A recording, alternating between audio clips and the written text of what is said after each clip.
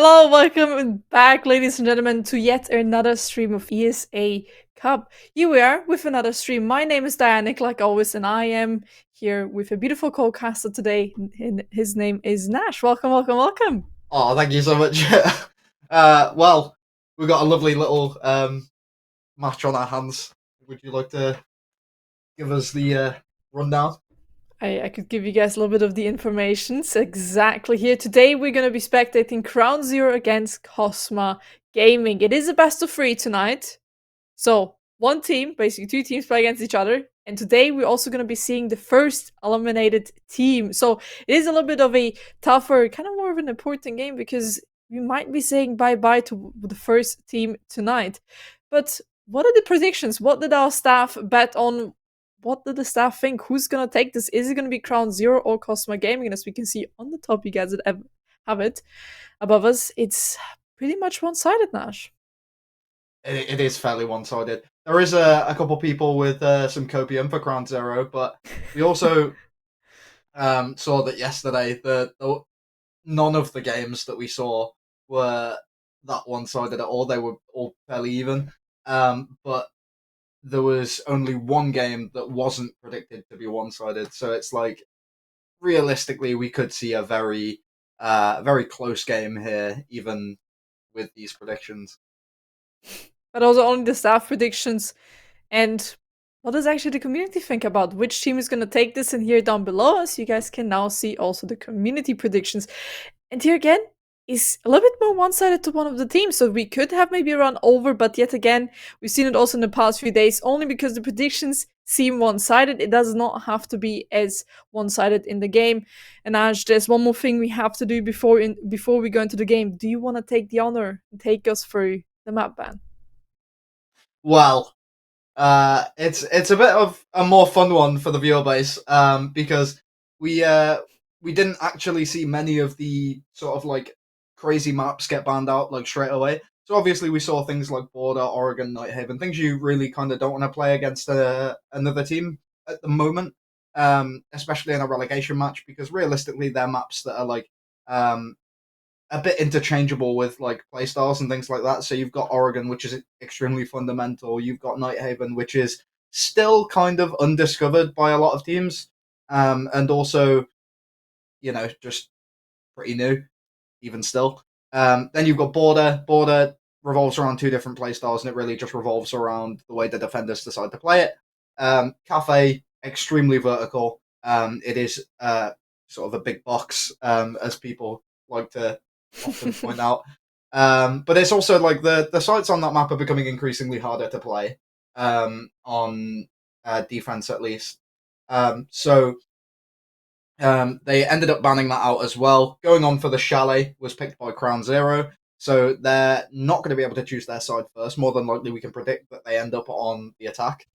And Chalet attack's pretty unforgiving, especially if the team you're playing against has a confident site rotation. Clubhouse, one of those that's again very fundamental. It's CC's coming back into the rotation, considering now you can't really ban out Azami and Fenrir at the same time, so you can still play it with the Azami and the Wamai, etc., etc. So CC's coming back into the rotation because of that, and those operators being so favourable there. Excuse me. Then Skyscraper was banned out alongside Bank. They're both, well, Skyscraper's very horizontal, and Bank's just quite large. So a lot of people like to sort of avoid those. But speaking of bigger maps, we do have Consulate in there, and well, a lot of small rooms, tight corners, and if we make it to map number 3, we could very much be seeing the tables turn for whatever team is kind of shifting the momentum. Exactly. I think we have a pretty good pool. As you said, it's going to be really interesting for the viewers as we have Chalet starting off then with a rather, even though it is being played quite a lot of teams still would prefer to watch this map or to play this map over like a Oregon or Clubhouse and stuff like it. Just because of these basic maps, we've seen Chalet being quite a favorable map as well within the competitive scene, being picked quite often. As soon as it got into the rotation pool, as soon as it has been reworked, people are just like, go in, I want to play, let's play. And It is favoring more the defensive side. Overall, the stats on this map do show that this map is a little bit more defensive sided, but in other matches in other leagues, you might as well see teams performing better on the attack on this map, and it just comes down to, I think, setting the pace of these operator bans here. I think are going to give us a good clue on what we're going to see here. Yeah, Ram going out is going to be pretty well expected. Just Ram in main lobby, how easy it is to do, how safe it is to do. It's really annoying, especially if you want to play on that basement site. So we can see that CrownZero are going to want to play on that. Brava has 3 maps that she particularly shines on. One of them's Consulate, the other one's Chalet, and then the last one's Border. She can do well on Cafe and things like that, but nowhere near as well as she can do on the other 3. So she's going to be taken off the tables because, well, she's just an insane operator. Mira going to be one of the big 5 on the defense to go, and well, we've still got 4 remaining. Those being Azami, Fenrir, Valkyrie, and one more that is just like completely gonna miss with me for a second. But either way, we're looking at the Fenrir go.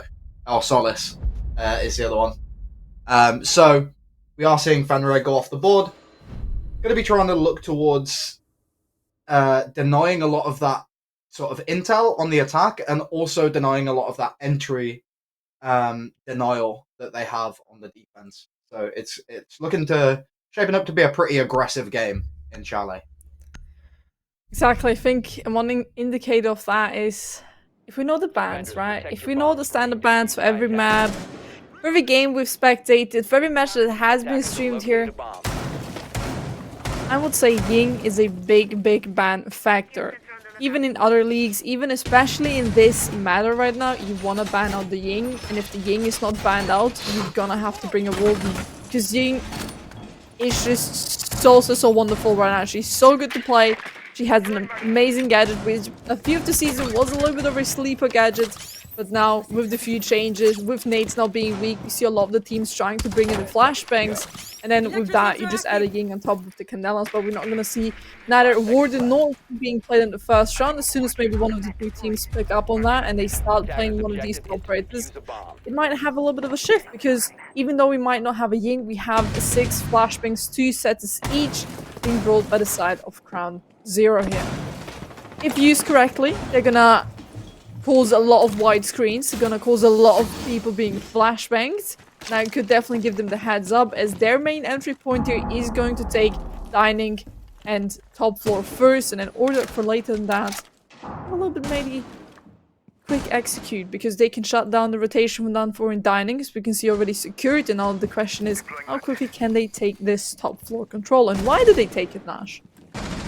Well, they are mainly just looking for this full map clear at the moment. They know they're going to be pushing into the bar, and a lot of standard pushes revolve around taking that library side, taking onto the main window of the site, and realistically they know there's going to be a lot of pressure from these defenders over that side. So instead of just kind of playing into that and seeing if they can sort of dismantle the pressure that's been given, instead they're going to take the completely clear side of the map and start trying to absolutely sort of pick apart the defenders. And well, sitting behind a soft wall on your cam while there's an IQ on the board isn't going to be a very good idea. And, well, that's going to be Wamai falling. Pretty bad, considering, you know, Wamai has what I call active utility. And, well, there goes another one that has active utility. Utility that regenerates and, you know, becomes stronger and more powerful throughout the round. So, we are looking at 2 of those operators falling straight away. And 2 of the remaining operators are passive utility only. As you said it, 2 of the utilities which are kind of active utilities, as you said, now gone from the board. We do have a few more, but this is going to be the first kill favoring defense. Is they're going to take out the Ash. It was only the entry pick, but a second one is going to follow. Ace is going to have to be now the cameraman as well. Now back to a 3v3. This is how quickly a round can change, favoring making the attack, but all of a sudden within 10 seconds everything is upside down. Now with the last 50 seconds around, we do have to make a push here, as now the flashbangs come in handy quite well. A little bit of pressure still being dealt from the defenders trying to play these verticalities, but careful, you're in a corner. Burley managing to get away with his life as we're entering the last 30 seconds. The execute is gonna come any time soon here. It's gonna have to happen because otherwise we're gonna be falling in those last 20 seconds. At that point, it's pretty obvious what's gonna happen. Swing does come in. Who's it gonna fall? It does favor us now a little bit more the defense as we have done a lot of damage to the attack. 15 seconds, not a single execute yet happening. We need to push it now and never. As a drop comes in, gonna be shut down immediately. In a 1v3, 8 seconds left. Finding one. Can he find two? Yes, but can he find the last person standing? Which is in mud, but we're gonna try to go here for the diffuser, life ping through, and this is defensive, taking the first round. Yeah, that's a pretty swift turnaround there as we saw IQ trying to go for the plant on the soft wall, and it was super close actually because IQ could have died on blue stairs if there was a bit of a double swing there from the person that was hiding in the mudroom, which was the Frost. And I mean, just Valkyrie being on the board on a map like Cafe or Chalet is an extremely dominant factor. They're two maps that she particularly shines on, and I mean, realistically, with how hard these Valcams are to spot on the high ceilings or even behind the shrubbery that's on the blue stairs, there is a particular leaf that makes a camera incredibly hard to see, but it can see the entirety of blue corridor. That yeah, it just makes Valkyrie so powerful. And that's where things kind of get a bit scary for the attackers because, well, they have to deal with that. So they're gonna have to deal with that. We're gonna be moving now the side as we have won the last round. We're gonna be seeing ourselves in a dining and kitchen, meaning we're gonna have to also defend the top floor side, not bringing a Mira as she has been banned. Mira is usually a default pick when it comes to this bomb site. Unfortunately, Kosma Gaming, they're gonna have to try to play without her. We're potentially gonna see a little bit of a shift in dynamic here. As this Mira pick is kind of working against a default strat, right? Normally you have the Mira here, you have the Mira and Bar, but Bar is even still good playable without the Mira, but as soon as it comes to dining and kitchen, Mira is has become a little bit essential. It's going to be interesting to see how Kosma Gaming is trying to fill these lags, fill these empty rooms or cross angles. Could be head-outs, but that means we're gonna see more aggressive play. So now, later, 1 minute already over and not much has happened. I think the debris from the floorboards there is absolutely ruining the angle that Nero's trying to create, but instead he's just gonna fall off it and move over towards the K9 door. Look over that side because, well, that's what he needs to do really. That's what's going to keep him safe. Well, even more verticality is now being created here. As we're trying finding the first opening pigs, few shots being shot left, right. Not quite anyone falling as we do now push in. IQ potentially here to find herself the first kill, and yes, she does. Now back down to a 4v4. We have the immediate trade offer coming through. Not quite hitting the shots there as we're gonna be collected as a Pokemon here. Down to a 3v3. Beautiful little cheeky kill coming through. Woohoo! A second to double it as well. This is now Kosma Gaming being in a man disadvantage yet again. But we saw that they can have a comeback. And also, if you look, and if you put our eyes to the gadgets, Nash, we have a C4. That can be quite crucial. Yeah. Gonna be, seeing if they can find any of those picks. Not quite. C4 goes out, misses. Well, we do still have... I think Osa Shield's in pocket, but it's going to be an impact to fly through. Doesn't know the Twitch is in the corner. And, well, gets himself caught. Now we're going to be seeing Kunai left alone in the 1v3. There are angles above him that aren't going to be played by the Twitch on the stairs. Hands of the Maestro going to be looking out to try and see if he can spot out where these attackers are coming from. Osa loses a life. He's going to be able to get onto the planter now if he is capable of doing so, but no, he gets caught out by the angle from the side. The angle on the breach is going to be the fifth. Well, finished off by Thermite. Is this another round? Slurring my words, help. I thought you the native speaking person here. Jesus. Don't worry, it's just today. It's just today. It's just Thursday was trying to ruin us here a little bit, as we can see beautiful shots coming through their rules, definitely with the triple kill in this round. Done massive impact. As this was quite a cheeky kill. They didn't know they were right next to each other, but the Kiva Bear just kept rules alive there at the end. And on 1v3, there's not much to do there. As the round then was secured by the attackers. Theoretically, you should not be losing a 1v3 anyway. You should be playing the mat count, you should be playing the refrag. That's actually what they've done there. They've lost one person, knew the position, knew he has pushed up, and then they were waiting and not tried peeking alone. Still very much trying to hide behind the bomb chassis. Just make sure that his teammate is there and ready to refrag him in case something goes wrong. Now, run number 3 could be again the point here for Kosma Gaming to secure themselves again the advantage, the lead within the round, as they choose to go up to the top floor. Not quite playing as extended as we would have expected.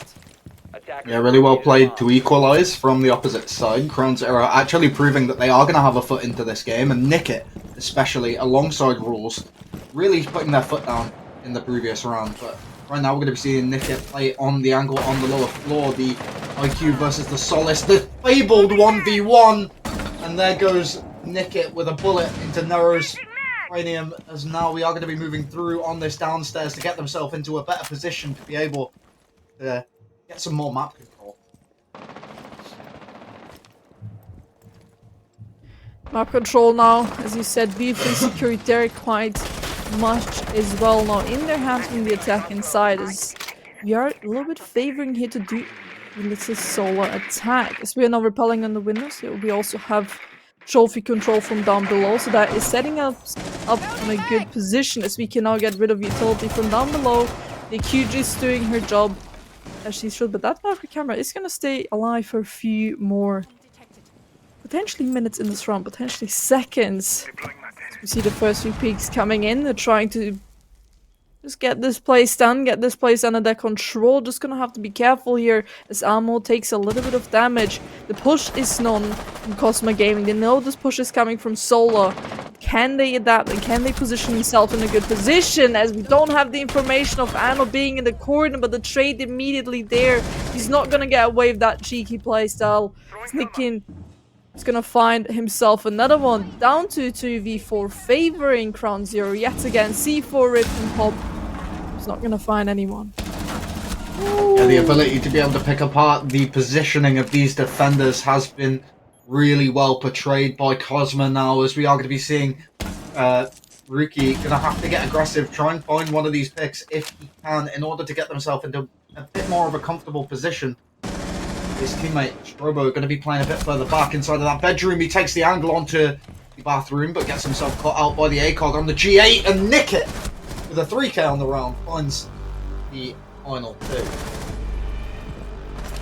It's another round for CrownZero, and that is them moving up the score and taking the advantage now. Because we remember the first round favored Kosma Gaming. That was the first time they had the leads. Now up for CrownZero, they're gonna be moving 2-1 up, which is gonna be Naked.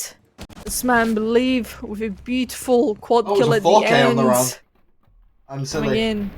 Beautiful pre-fire and a little bit of an adjustment there, and that was Naked being yet again a little bit of a round maker. We saw Rules making a triple kill on one of the rounds, the round before, which they have won on the kitchen and dining site yet again.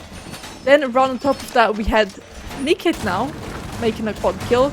So I see a little bit of a trend there, and especially I see a trend if we look at the kills. Naked 8 and in 1. This man is now a little bit unstoppable. I mean, we've only played the first 3 rounds. This 4th round could be a little bit of a game changer. But if you're 8 in 1 within the first 3 rounds, that just shows a little bit of dominance and a little bit how you're gonna play this map, right? Because Naked is here on an aggressive operator and he's not looking to step down. So we can expect already for the defensive side, he is probably gonna be the roaming person. He's gonna be the one bringing chaos to the attack. Against the attack. Indeed, and well, As much as he is doing well now, I'm going to be ever the pessimist and say people don't stay this on for very long, as well, it usually gets to them a little bit at least, or people start trying to play around denying that specific player, and playing IQ, you don't really have a lot of utility other than the gun in your hand. So you really just want to be looking out for these gadgets, giving your team the information necessary, and then playing on that gunplay just to see if you can pick apart any of these defensive positions. We're going to see Ash moving her way up onto Astra right now. Just seeing if she can get through bathroom. Very well droned by the supports of Ace. And, well, going to be seeing, I think it might also be Nickett that was on cams for a second there, but Rules moving his way through basement. Map control really well taken by CrownZero right now, and this is a really good sign for seeing them come up with this underdog win. Now, half the round has passed. We see a lot of control has been already established, but also the defensive side, they want to try to move back up, potentially do a cheeky little C4 from down below, as we are barring gaming here. So we can play the C4s from down below, and we need the space from dining, as we see Kudai trying to retake that spot, trying to be a little bit of a troublemaker there. Also potentially just for a little bit of a C4 and get himself a cheeky little kill. Zavarki potentially has the information there, just a little bit of a luck. As Fenrir is gonna get Floris, Jesus, where am I with my words? Floris is gonna get rid of that shield. Last minute now on the board. We're gonna have to be pushing kind of now or never. But yet every single team of these two have 5 men talking about it. Kills coming through, trade each down to 2v4. Seems like the attack, they're gonna extend the lead yet again. I don't wanna leave the defensive side here with a good hand, but they're gonna shut them back again. As Kudai, with retaking the position and dining, is now playing a quite important position here. Down to 3v3, 25 seconds left. Indeed, Nickett and Rules both alive though, as they are the 2 top fraggers for this game so far. And, well, they're both going to be looking to try and make their way in and towards the site. Valk nearly gets caught out. Kunai is just hiding around inside of kitchen. Rules now has to make his way through onto the site, but he gets caught by the crossfire, one on either side, and kills just weren't there for the side of CrownZero towards the end of the round. The execute on the Bar Gaming site proves to be a bit of a problem for them. It's kind of the second round they've already lost to. The first round we've seen in this game was Kosma Gaming playing in Bar. And now this was the second round, again Kosma Gaming playing in Bar, and twice now CrownZero couldn't secure themselves a point there. What were the key points in that execution match which didn't quite favor CrownZero? Attackers have located a bomb. Yeah, as well, we are seeing Bar Gaming site be either one of the sites that Kosma is extremely confident on, or one that CrownZero is really uncomfortable with pushing. Right now though, we're going to be on the kitchen site and seeing the side of Kosma, see if they can make a bit of redemption from their previous attempt as well. We are seeing a bit more avid upstairs pressure. We've got the Cost up here this time alongside the Wamai, and also the Castle. They're going to be trying to stall these attackers and just see if they can try and slow them down enough to bring themselves into the remainder of this match, giving themselves an advantage in this half in their hopes. Well now, round number 5 on the board, back to 2v2. As he said, the confidence from the side of Kosma Gaming onto Bar and Gaming is quite big, but this map has been chosen by CrownZero and they picked this. So to see them be pretty decent when it comes to the attacking side, to be them a little bit more dominant.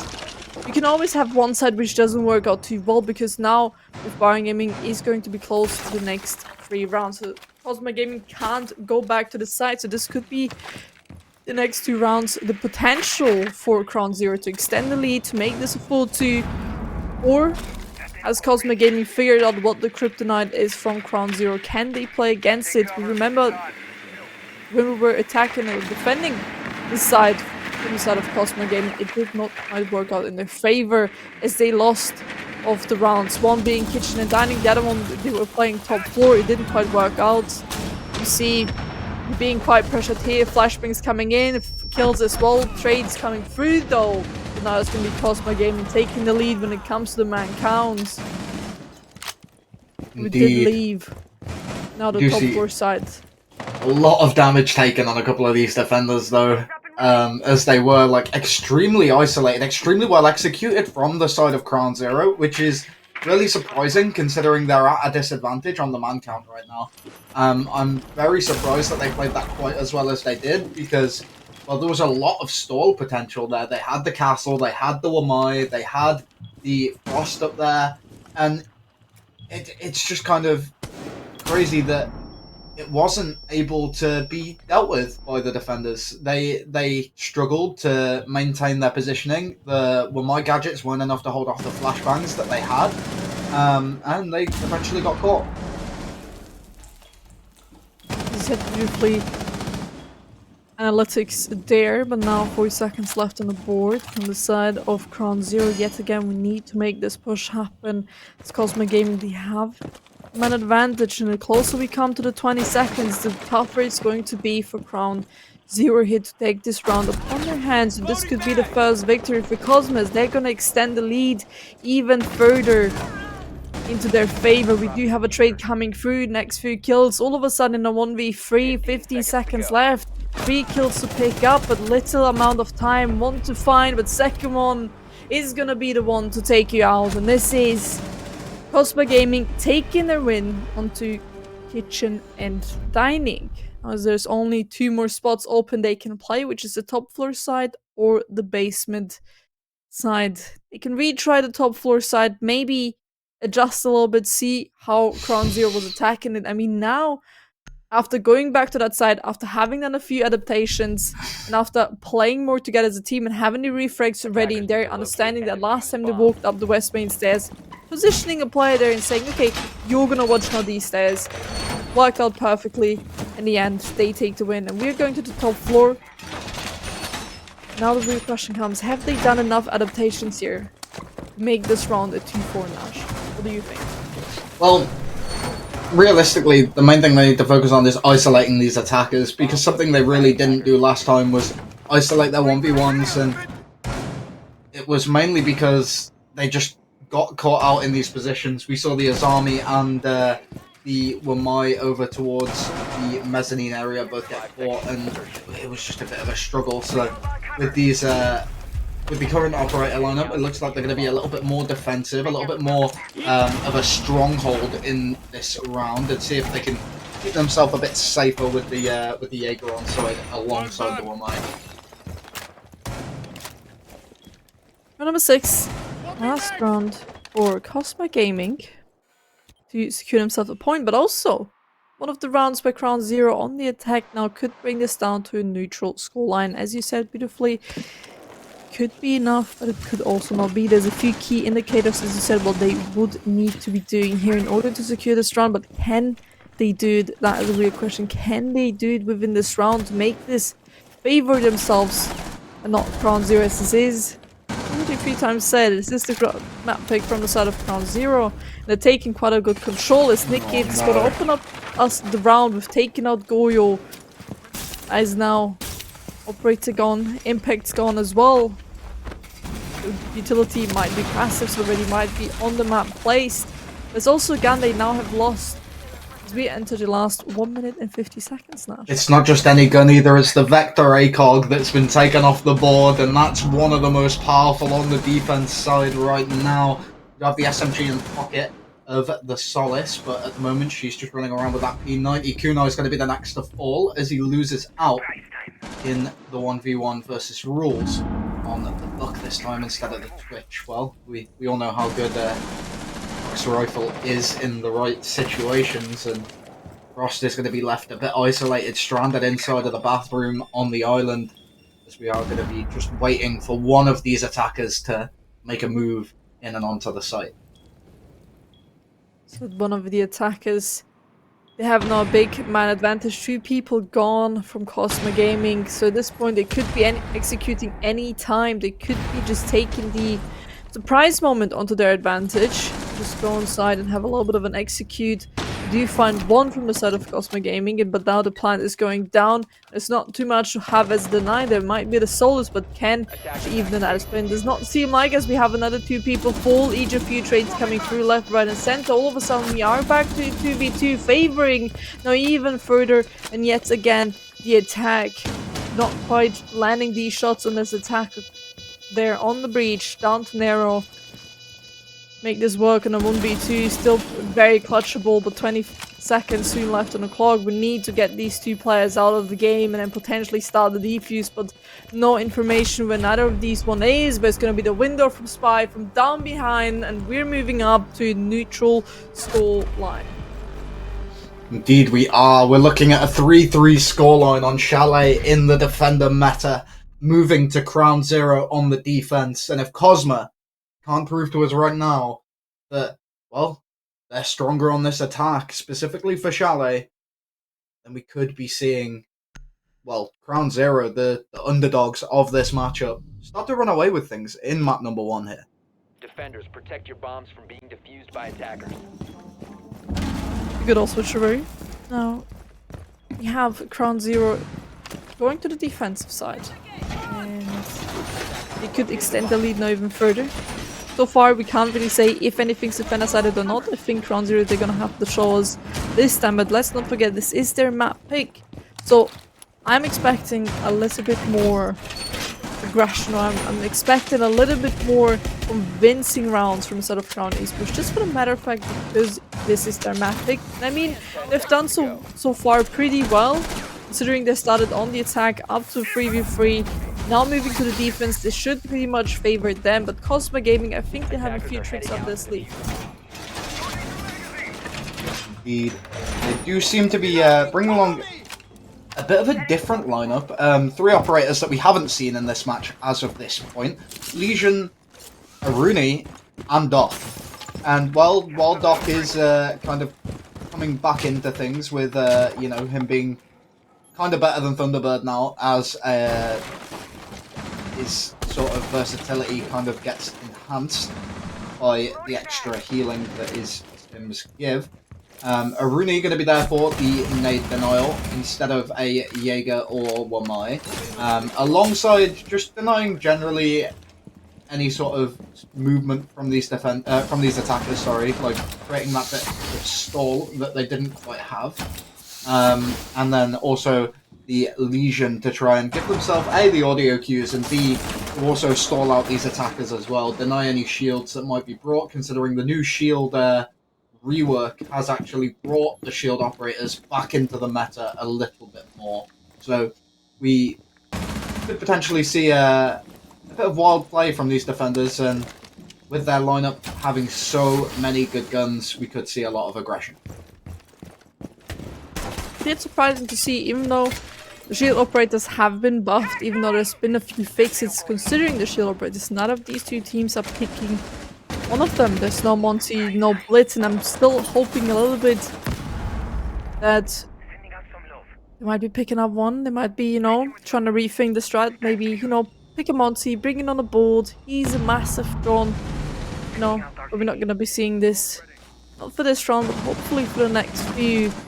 Could be taking advantage of that. Now, we're entering the last minute soon of this round, and not a single kill has happened yet. The attackers may have taken a lot of control under their hands, but CrownZero has done so far a pretty good job of denying the entries and denying their push. This Nikit is a key indicating play here. As soon as he dies, we see the push coming in. As soon as he dies, the execute is going to happen. We do have the support from left and right. This Nikit is going to open us the round. We've taken out Thatcher, taken out Kunai. Another kill potentially to happen, but we're going to have to be careful here. Look at that. 1 HP, straight back up to full. Gets down to 1 as, again, like, this Doc is, he just got in a gunfight, nearly lost, healed himself, got in another gunfight, nearly lost, but won it in the end. And then healed himself and just started fighting more people. This is such an aggressive lineup. Aggressive indeed, as the next two gonna fall. Flea's just gonna take one in the second as well. All up to ammo. Make this in a 1v3. Last few seconds left. It's not gonna happen as the time ran out, and this is perfectly a good example why you should not be executing within last few rounds of the second, right? We saw the time is ticking out. The 1v3 is still pretty much possible if you have the time, but if there's no time, there's nothing to do there. And as you said it, the dog just coming in beautifully, healing himself up, but also Flea with 2 wonderful kills, injuring the one and then stacking up behind him, taking the second. That is double for him, and that's how kind of he's occurred the entire round. Because he still had control of dining, as we saw, as soon as the defenders have control of dining, there's another pressure point coming to the attackers, which they need to worry about. So that was pretty well played from the side of CrownZero. Now they take the lead yet again. And we'll be moving to the basement spot. I wondered what I was watching there. I wondered what Nickit was doing. Trying to make it a straight line. Slowly shooting the wall. Either way, we are going to be seeing, once again, another pretty aggressive lineup. We see the Mute more than likely going to be placing some of those jammers off site. We see the Goyo going to be a bit of an anchor alongside the Cade. And then something that isn't really discussed much is Jaeger is still a very good roamer. With him having passive utility, stuff that you kind of place down and then just ignore for the rest of the game. Goyo and Jaeger both very suited to this roamer role, as their utility can be used by other operators. They can kind of just sit behind the Jaeger ADSs as a Cade or a Mute or whoever else is on site, and the rest of them can just start getting aggressive. So this Legion probably going to be aggressive off site. Goyo, as you can see at the top of blue stairs, and more than likely the Jaeger is going to be on a late round rotation, maybe even a flank early on as well. So we are going to be seeing a bit of an aggressive lineup once again from these defenders. Just seeing what they can find and how well their sort of rotations favour them. But if they're going to favour them, it's going to be Kunai to favour a bullet into Fleeks' skull. He's gonna take him out. Flea was a little bit punished from his gameplay in the last round. He's gonna be the first one to be taken out. Now favoring Kosma Gaming, they're on the attack, so they need to have this man advantage. Quite a big one onto their side. Remember last round didn't quite work out in their favor. Also a lot of problems with the time. This could be one of the rounds because of this opening pick. A Legion and Operator roll gone. Osa's on Claymores, so Gridlock's got to make a full rotation in order to help them get the breach. Unless Ash is able to go over there and put a breaching round through the drone hole. And you could try. As the kill comes in. Rule's gonna be taken out. There's man advantage again favoring Kosma, so we were down to 4v4, so we saw one of these players taken out, but you gotta look at the stairs! As UK it's gonna take a one more swing coming in for Nickit, as he's just gonna keep up this man advantage for his team. He does not want this to favor anyhow the side of Kosma Gaming, and now in a 2v3 scenario we're favoring pretty much CrownZero as we're entering also the last 30 seconds of this round. Amo and Kunai, can they do it? Can they make it reality? Can they turn it around? UK is gonna find one more, looking forward to find himself another piece, but it's gonna be Spy taking it out, and Amo is out, and that is also now the timeout, the first timeout requested by a team. Yeah, and something we saw yesterday is timeouts weren't particularly successful, so Kosma are looking to try and make a change for that. As we, well, it's kind of unfortunate that they didn't really go the team's way when they were doing it. The thing that they're going to have to really try and focus on right now as a team on Kosma is this sort of like willingness to move as a team rather than trying to take these solo plays across the map with some drone work. I think they should try and group up a little bit. Take some of the map control a bit more sort of coordinatedly, maybe even a little quicker, to try and maybe even bring operators for that sort of thing. Maybe the Amaru that people have been bringing to go straight into solar and push all the way across the long far side when pushing a bar site or a basement site, in order to give yourself a bit of map control a bit earlier on and a bit quicker in these rounds, because at the moment they seem to be struggling to take that map control, take these 1v1s, especially towards the later portion of the round, where they're kind of getting caught because they don't have enough crossfires, they haven't done enough setup, and they're just having to flood their way into site, funnel through these staircases. Ooh. That's quite good analytics there. Jesus, Nash, do you have the script perhaps? Do you have like a written book? Like, Maybe. beautiful. I do have a notebook. Oh, so there you have all the notes written down. Beautiful. I've Script in there telling us. Maybe Nash already has the script of how this match is gonna end. You gonna let us in? Are you gonna let us into your thinking of what do you think? Who's gonna take this first map? realistically, I'm actually pretty well favoring the entire best of 3 towards CrownZero. Not because of anything specific, but mainly because for both teams, they've kind of seen an inverse. It's like Kosma was a pretty dominant roster, a roster that was doing very, very well. They had a couple roster changes, and since then they've kind of gone a little bit downhill. And they're kind of struggling to find their footing. And I'm sure they'll be able to, find their footing and get themselves back into this a little better, coming through into later tournaments or even later portions of this tournament if they're able to make it through themselves right now. But on the opposite side, you've got CrownZero, which have been relatively quiet for a long period of time when it comes down to, especially ESA, them trying to actually, find this sort of, I don't even know what the word is I'm looking for. Find this sort of dominance that they crave to bring into these matches. And the thing about this team in particular is, well, Nicket's been a part of it for a while. And Nicket has always been a good player. Like, a very, very strong player for this team. So, we're going to be seeing him alongside Rules just start picking apart the attacking side, as Ash is already very low, I think. Also, so is Naked.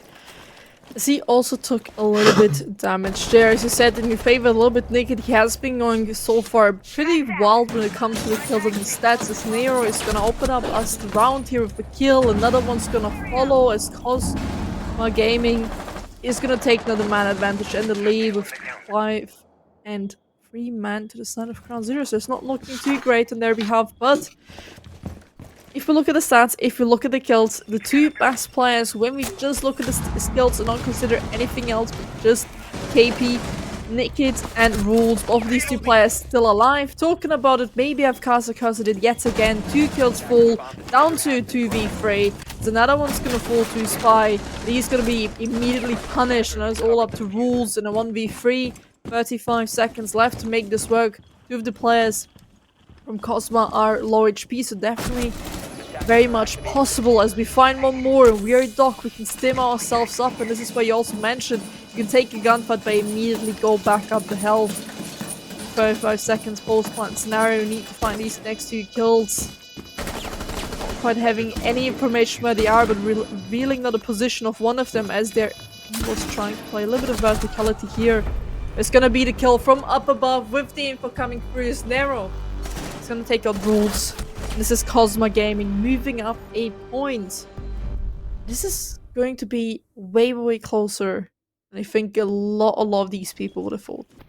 Well, finding actual success after their tactical timeout is going to be Kosma, as we do see kind of a bit of a scrappy fight even after the diffuser was planted and back and forth between these players. So we are going to be seeing them just kind of give it a bit of a different shot this time, considering they're just deciding not to go back to kitchen and instead to go to bar.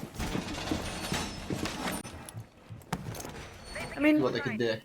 Exactly. I mean, Foreign Gaming is pretty much a good side. It's the side where Kosma Gaming won the 2 rounds of the defense. It's also the side where CrownZero started off the first win on the defense side. So, it's looking a little bit dangerous here to the side of Kosma Gaming, because just of the odds, just of the statistics that we had only in this entire match, Kosma Gaming hasn't lost a single bar defense. CrownZero has won the first bar defense as well. Now we're moving to the second time.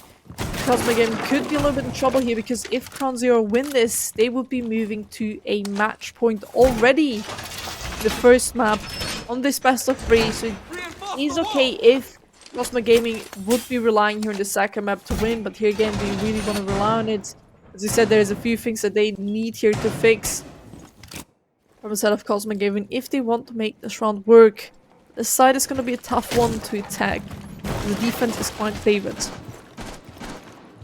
Indeed, the angles up above not being held, so Flores of Nero has managed to make his way through into Trophy very, very early.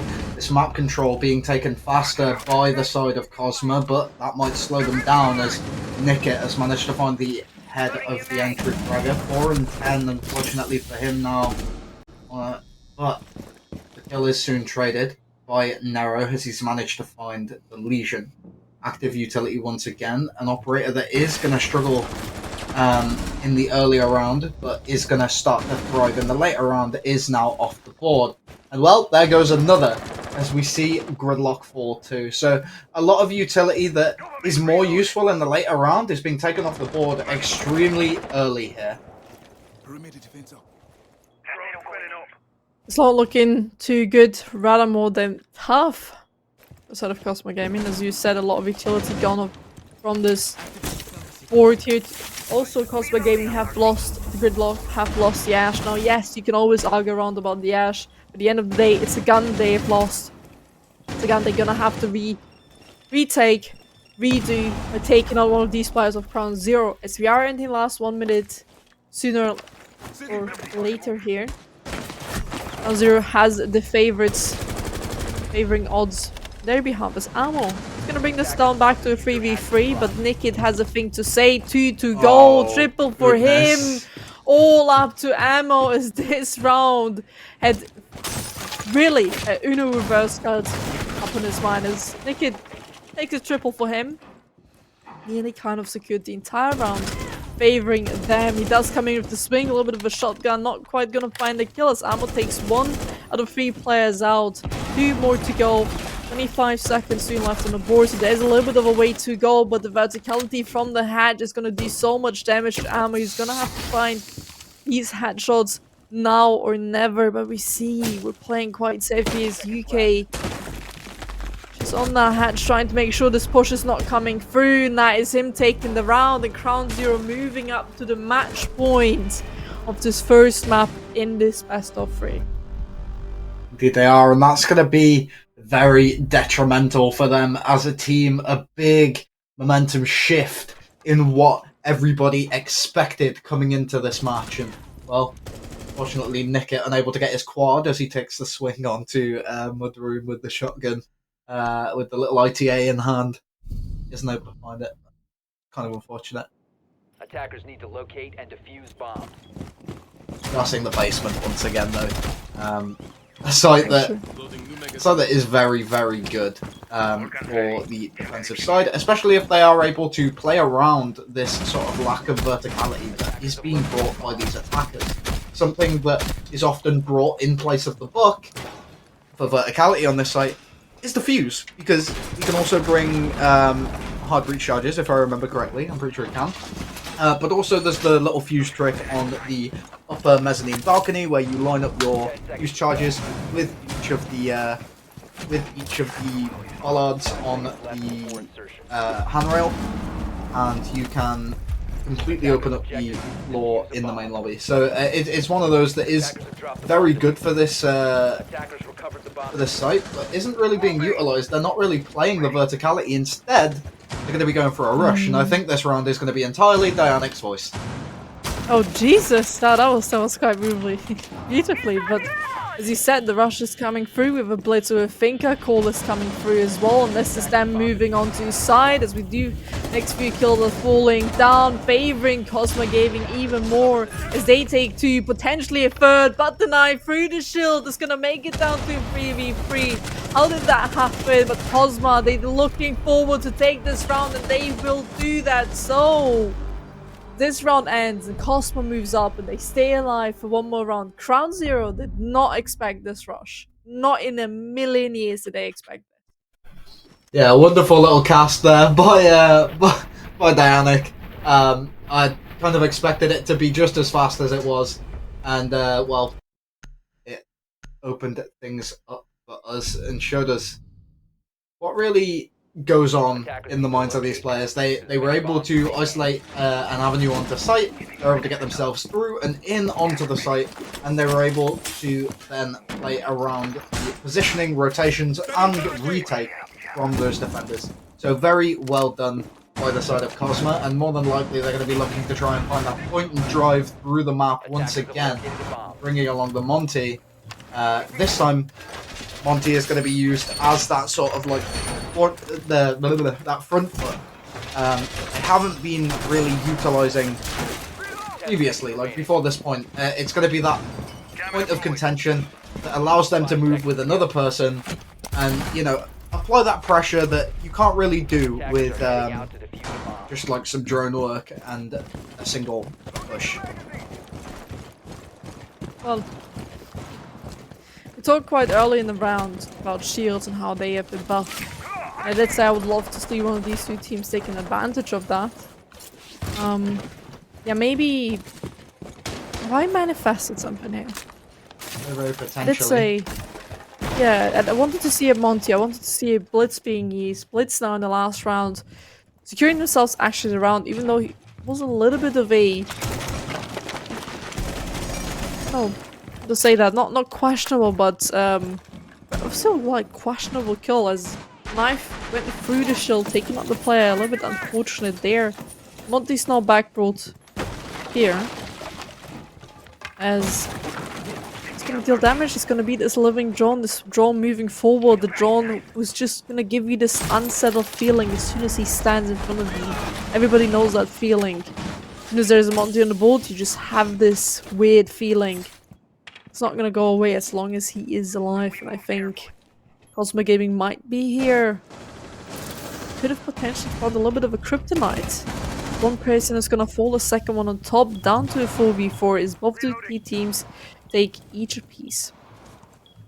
They managed to find a trade, which is going to be very good for them, for the simple reason they managed to find a gridlock, which is a lot of their flank watch on the team. So obviously they do have these 4 claymores on side, but they're not the same as the track stingers that make, well, the attackers very aware of the defender's location. Something that is very big for these defenders, though, is the fact that Legion's still alive, and Legion is the primary shield counter on the defensive side. Very, very good at stalling out those shields, forcing them to have to drop it in order to pick out the goo mine that is in hand. Buck actually injures his teammate there, takes out the Monty, and well, now the Monty's going to be very, very low on HP going into the remainder of this round. And well, that only means a couple goo mines. Those couple goo mines could be quite dangerous, and honestly, would be also... I mean, look at what all of them have in pocket. Oh! A double! Nick it! I was just like, oh, that could be a cheeky C4 kill. I was seeing the player walk around it, but I didn't see 2. That's also the Monty gone. I think he was just slightly too close to that C4. But Flea is gonna make it even further to secure this round. And another kill for them, another man advantage for them in a 1v3 scenario. Breach is closed, 8 seconds left. All they have to do is not peek into it. 5 seconds, nothing to do. They're not peeking. Maybe a jump out from up above to just secure the kill, but it's not gonna be them. It's gonna be CrownZero taking this victory and taking their first map. It was their map pick, but what a beautiful C4 from Nickit as he secures the entire round by 1 play. That was pretty phenomenal. I was literally just about to touch on the fact that, well, we've got these explosives as well. There was 2 C4s and 2 impacts in pocket, 2 on the Legion, and then the Mute and the Cade both had the C4s. And then the C4 goes out, finds the Monty, finds an extra player as well, and it's just exactly the way they should have, brought themselves into that. And like using those explosives were pretty much the way to sort of end out that round, find the pick on the Monty that they needed. And then obviously we saw Kunai on the blue stairs get caught out by a Gumine, and he was too low to run away before picking it out, so he had to pick it out there and then, and got caught by the swing.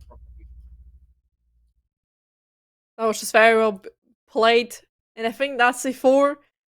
If it would have not taken to, this round could have looked a little bit different, could have looked, and there would have been maybe other dynamics, but then also the breach not being open, not giving Ammo the chance to rotate down in, just not was quite the recipe to success there. But I think to play the shields operators, we saw it, especially in the last 2 rounds, they do something else to Crown Esports. They are a little bit of a problem for themselves, but I would say that we're not going to keep you guys too much here with our beautiful voices, as map number 2 is in their making. We're quickly gonna go to a break and see you guys after a quick break for map number 2, Clubhouse, picked by Kosma Gaming. See you soon.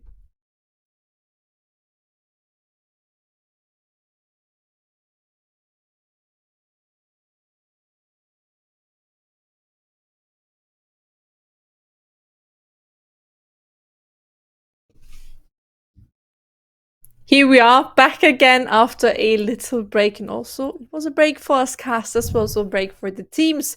It's now in this best of 3 of tonight. We have 1 more map, potentially, maybe 2 more to go. And the second one is going to be Clubhouse, picked by Kosma Gaming. Now, we already had the community votes, we already had the predictions from the staff and the community, both favoring Kosma Gaming. Now CrownZero has secured themselves the first map. I think this might be a little bit of an upset. What do you think, Nash?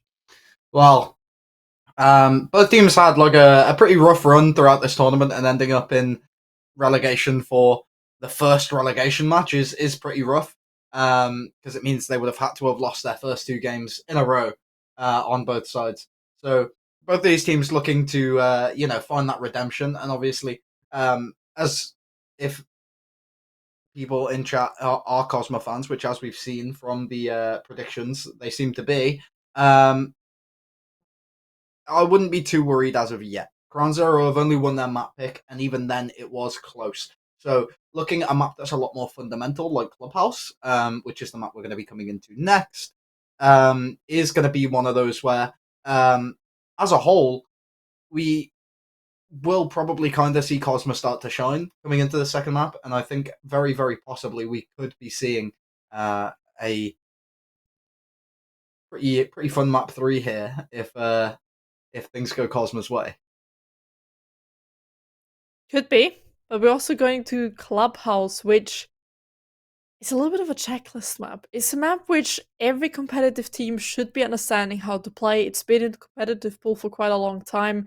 So even though Cosmo Gaming is here in the favorite, it is their map pick. What are the odds that, because it is a basic map, because it is this map which has been in a competitive pool for so long, what are the chances for CrownZero here to potentially even take this map? And then we would see a clean 2-0. Or do you still favor, and do you believe, because of the map pick, that this could be Kosma Gaming's pick? Well, it very well could be a 2-0 with the way the players are playing at the moment and the way they've structured themselves as a team throughout the previous map, and sort of how that started to, spiral as they moved on to their defensive half. More than likely, with Cosma choosing this map in the second series, the second of the series, we are going to be seeing CrownZero actually start on the attack.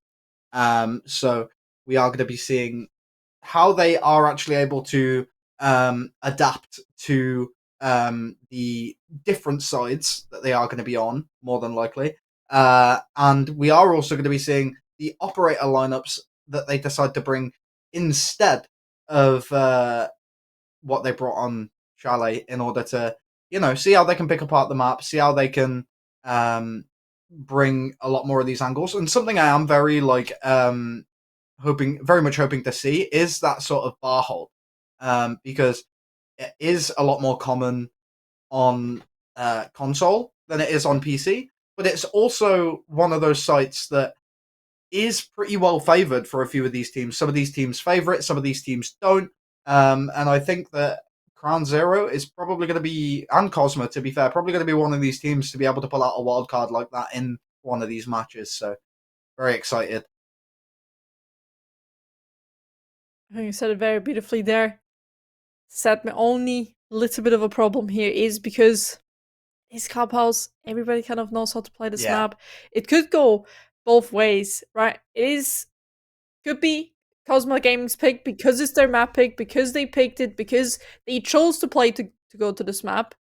But on the other hand, it's been quite a long in the competitive pool. So I think the bans as well are gonna be a little bit of a showmaker here. He's gonna tell us where this match is gonna go, especially now CrownZero, where they kind of nearly lost 2 rounds because of the shields. They saw that Kosma Gaming can be quite aggressive. This map, there's so many picks where Monty can be brought. I would not be surprised here to see a Monty pick. But what are your predictions for these bans? What do you think are we gonna see here? I'm pretty sure we're either gonna see we're definitely gonna see Monty in these bans, I'm pretty sure. And then followed by that, we're gonna see either a Ram or a Ying. So more than likely they're gonna be the two that we kind of see. So one of these is this one's either going to be Ying or Ram, to try and block out a lot of that vertical utility or even the aggression, but instead it's going to be Hibana. They want to try and keep these hatches closed on the basement site, so looks like we're probably going to be seeing a bit of a favor to the basement for Kosma. Then we see Fenrir get banned out, and it looks like Kosma did choose to start on the attack, so we're not going to be seeing a difference in the sides order. And then Fenrir goes out, which is pretty standard, and then followed by that, we're going to see either Azami or Solis. Beautifully. I mean, the Monty ban did came in now, and it just brings a little bit of a smile on my face, but I think a little bit of a twister there. It is Mira being taken out for this round, which is not too surprising, even though you can play Mira on every map, on every side. Maybe not quite when it comes to CCTV and cash, but with the basement spot and the top floor bedroom and gym, good playable with Mira. She's not going to be played anymore. And now we're going to have CrownZero starting on the defense as well. Attackers need to locate and defuse. Gosh, what are the statistics for this map? Which side is this favoring? Bar is heavily defender-sided, but has minimal playtime. Alongside the other sides, it's a lot more 50-50 the rest of them. Basement does seem to be a bit in the defender's favour, but overall, for the map, we do see 56% defender-sided, which is pretty standard for a lot of these maps. Attackers have located a bomb. Also now, we have a little bit of a twister coming around, because it's not going to be CCTV, it's not going to be basement spot, it's going to be bar and stage, which is rather of a off-pick side. We also have a little bit of a cheeky spawn peek here, as the confidence is high from the side of CrownZero, but I don't think they're going to be quite rewarded yet. If you look at bar and stage, it's a little bit of an off-pick. A lot of teams have not quite prepared themselves to attack this, but there are 2 main attacks they can be doing. I think, Naj, you can already quite indicate which this might be going to.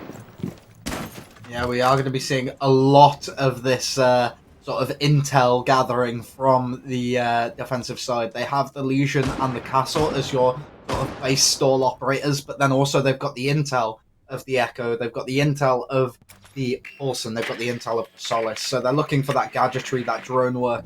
They're going to be looking for that player positioning, and more than likely playing a lot of this vertical pressure on the upstairs, and it's going to be Gridlock to fall first, as UK has taken the swing into CCTV early on, using the track stingers for a bit of auditorial cover.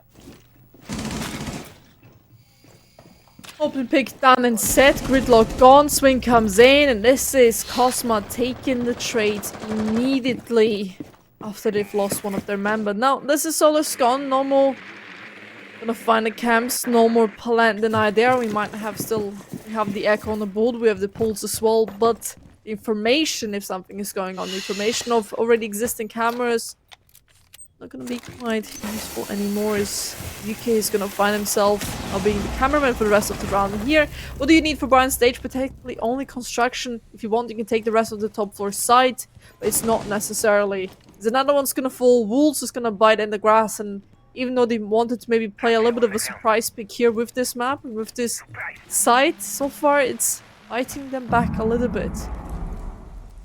We have got a bit of pressure from these two UMPs on the top floor, and one of them has managed to find ammo. Nickett going to be finding his first for the round, as he is going to be just hovering around inside of logistics. Nero made his way into the stock side in order to get that Osa shield down, get ready for that stage plant if it is what they do decide to go for in the end. It's a 3v3 situation, so looking a little good for both sides right now, but it's going to be Rookie to fall to the man behind the bar of Spyro, so now we're going to have to see a bit of a revenge peek from Kunai as he finds one, almost finds the second, deals a lot of damage. They do end up trading, and Fleeks on the upstairs finds the last, and that is going to be the round in favour of, well, CrownZero. Opening up the round in a good start. It was a little bit of an off pick, as said a few times. But these first few kills coming in were quite important for Kosma. The round did look on the half pretty good onto their side. Could have also been secured, but at the end it just was not enough for this round. Could have been a little bit of a stack kill here. We were shut down, I believe, by the hatch. Ooh, No, they did end up trading there. It was a trade. Yeah. But it was also then at the end a verticality kill from the hedge. But nevertheless, I think Kosma did still a pretty good job on that round. Not quite securing it, but at the end, it was pretty close for an off-pick side. It's not a side definitely. you usually go to. It's not one of the big three you usually want to go to. Singing. And what does... 10 seconds remaining. It makes me smile a little bit. Because if you look at the left side, there's no warden. That's going to be a little bit fun. There is, however, a Maestro, and, well, you can't flash Maestro cams, nor can you smoke them. So, even though there is no smokes on side for the attackers, the flashes could go a bit amiss, especially if Maestro is actually able to hit his shots, because, well, something a lot of people don't really consider about those Candelas is, well, you can shoot them out while they're rolling.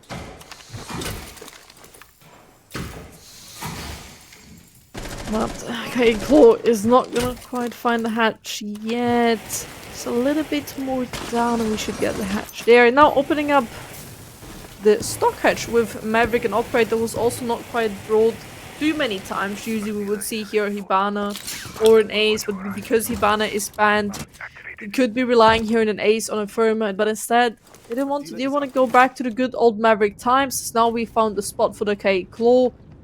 Now we can be waiting slowly but steady. Kaitrick and also the hatch. Now we've taken the first floor under our control, the ground floor and the top floor as well. Every single player from CrownZero is onto site. The only problem here, Nickett has a C4 and that is the dangerous problem here. The impacts. Can I just bring attention to the 8 impacts that we have in pocket right now? Yes, go ahead, I was just about to do this, but... Yeah, no, go for it. No. Oh, fine. We have 8 impacts on side right now, so they really want to keep these hatches closed. Especially considering there's only 4 hard breach charges. One of them has been used and dealt with very quickly inside the kitchen by the Ying. And it's going to be the Maverick to open up the bar hatch because, well, while it's electrified, there's no soft floor, so you can't actually deal with this K-Claw any other way. So they are going to be looking for opening that up with the Maverick in order for, well, Kunai to actually be able to get the angle and find the kill. And Byron now making his way out of dirt, bringing that Alder back onto the site. So 81 round magazine as he is going to be just trying to fire down at this man on the main stairs, but he finds the Wamai first and then moves on to find him as well. And that is going to be a 1 versus 5, looking to be a promising round for Kosma so far. This is their map pick. We do find one, but 4 more to go as Ammo is gonna finish off this round. This is Kosma taking a first win on this map, and this is their map pick, so we would need more of these rounds. But 1-5 is a little bit of a dominant start after losing one of the rounds, which was also pretty close. Yet again, as I said, it's pretty close. It wasn't too bad the last round they've played. It was just a little bit of an off pick because of the Baron stage side, which I think surprised a little bit also Kosma Gaming there.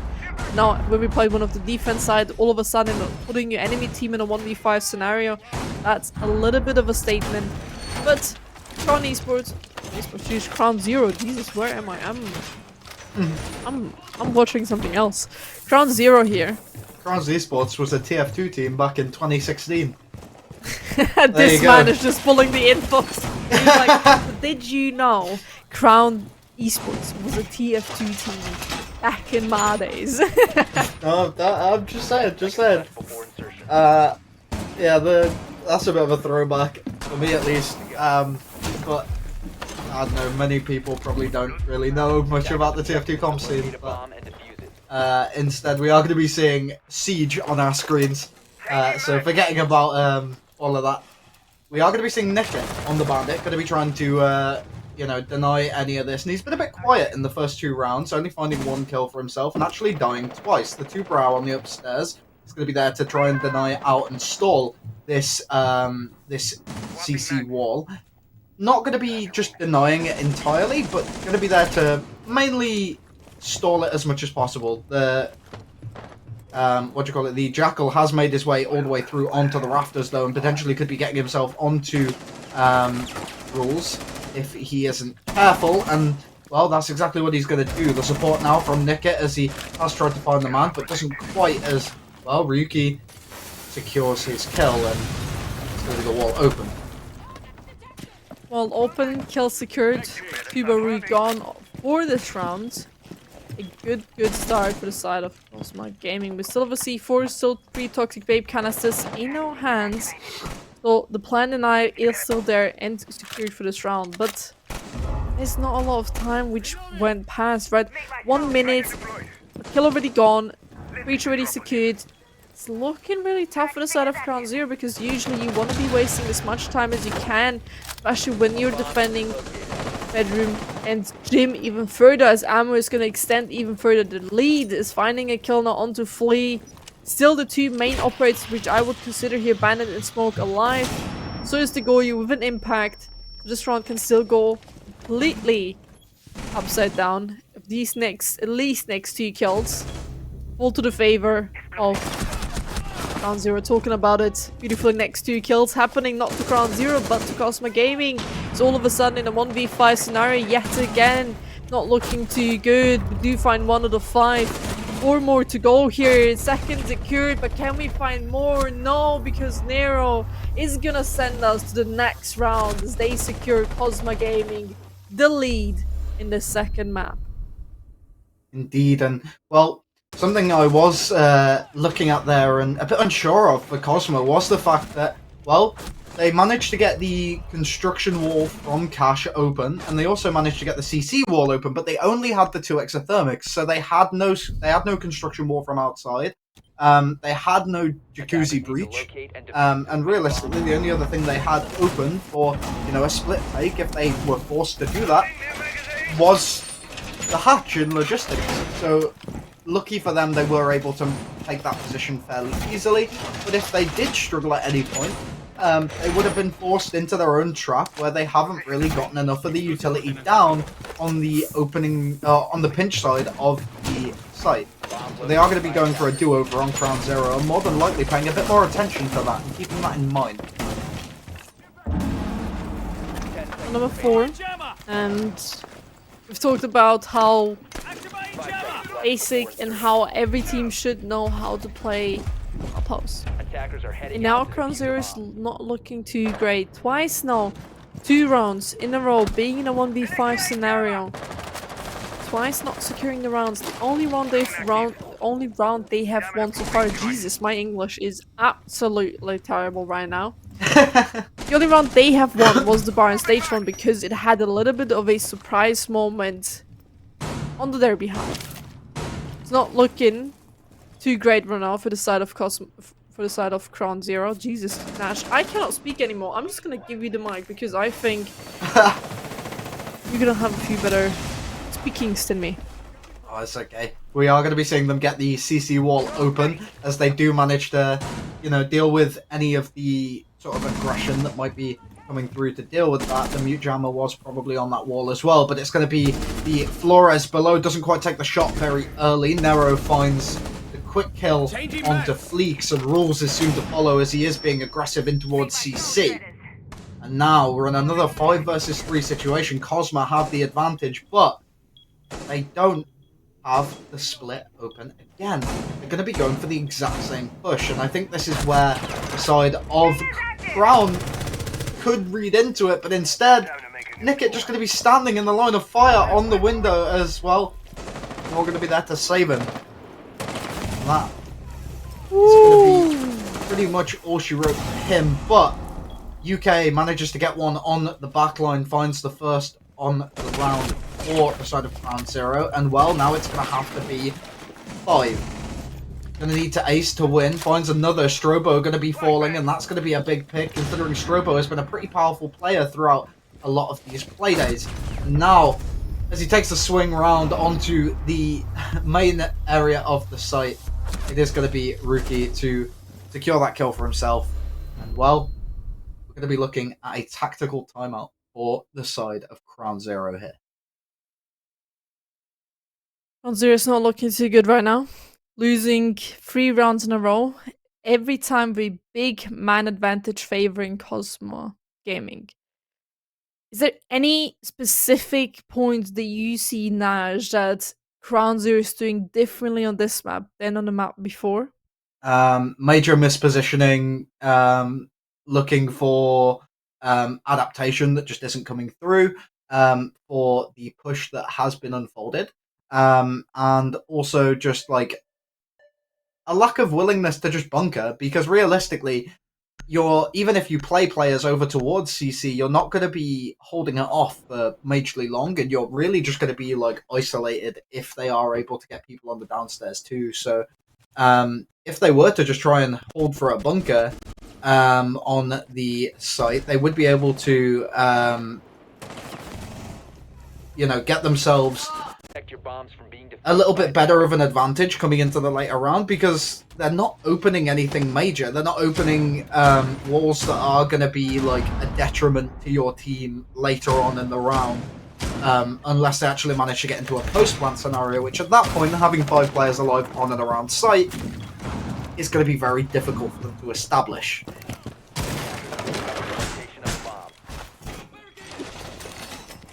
Beautifully set. Now we are on round number 5, and yet again, from the side of CrownZero, we find ourselves in a little bit of a rough spot, but maybe they're just trying to double bluff us here. Maybe the attack is, at the end of the day, the stronger side right now.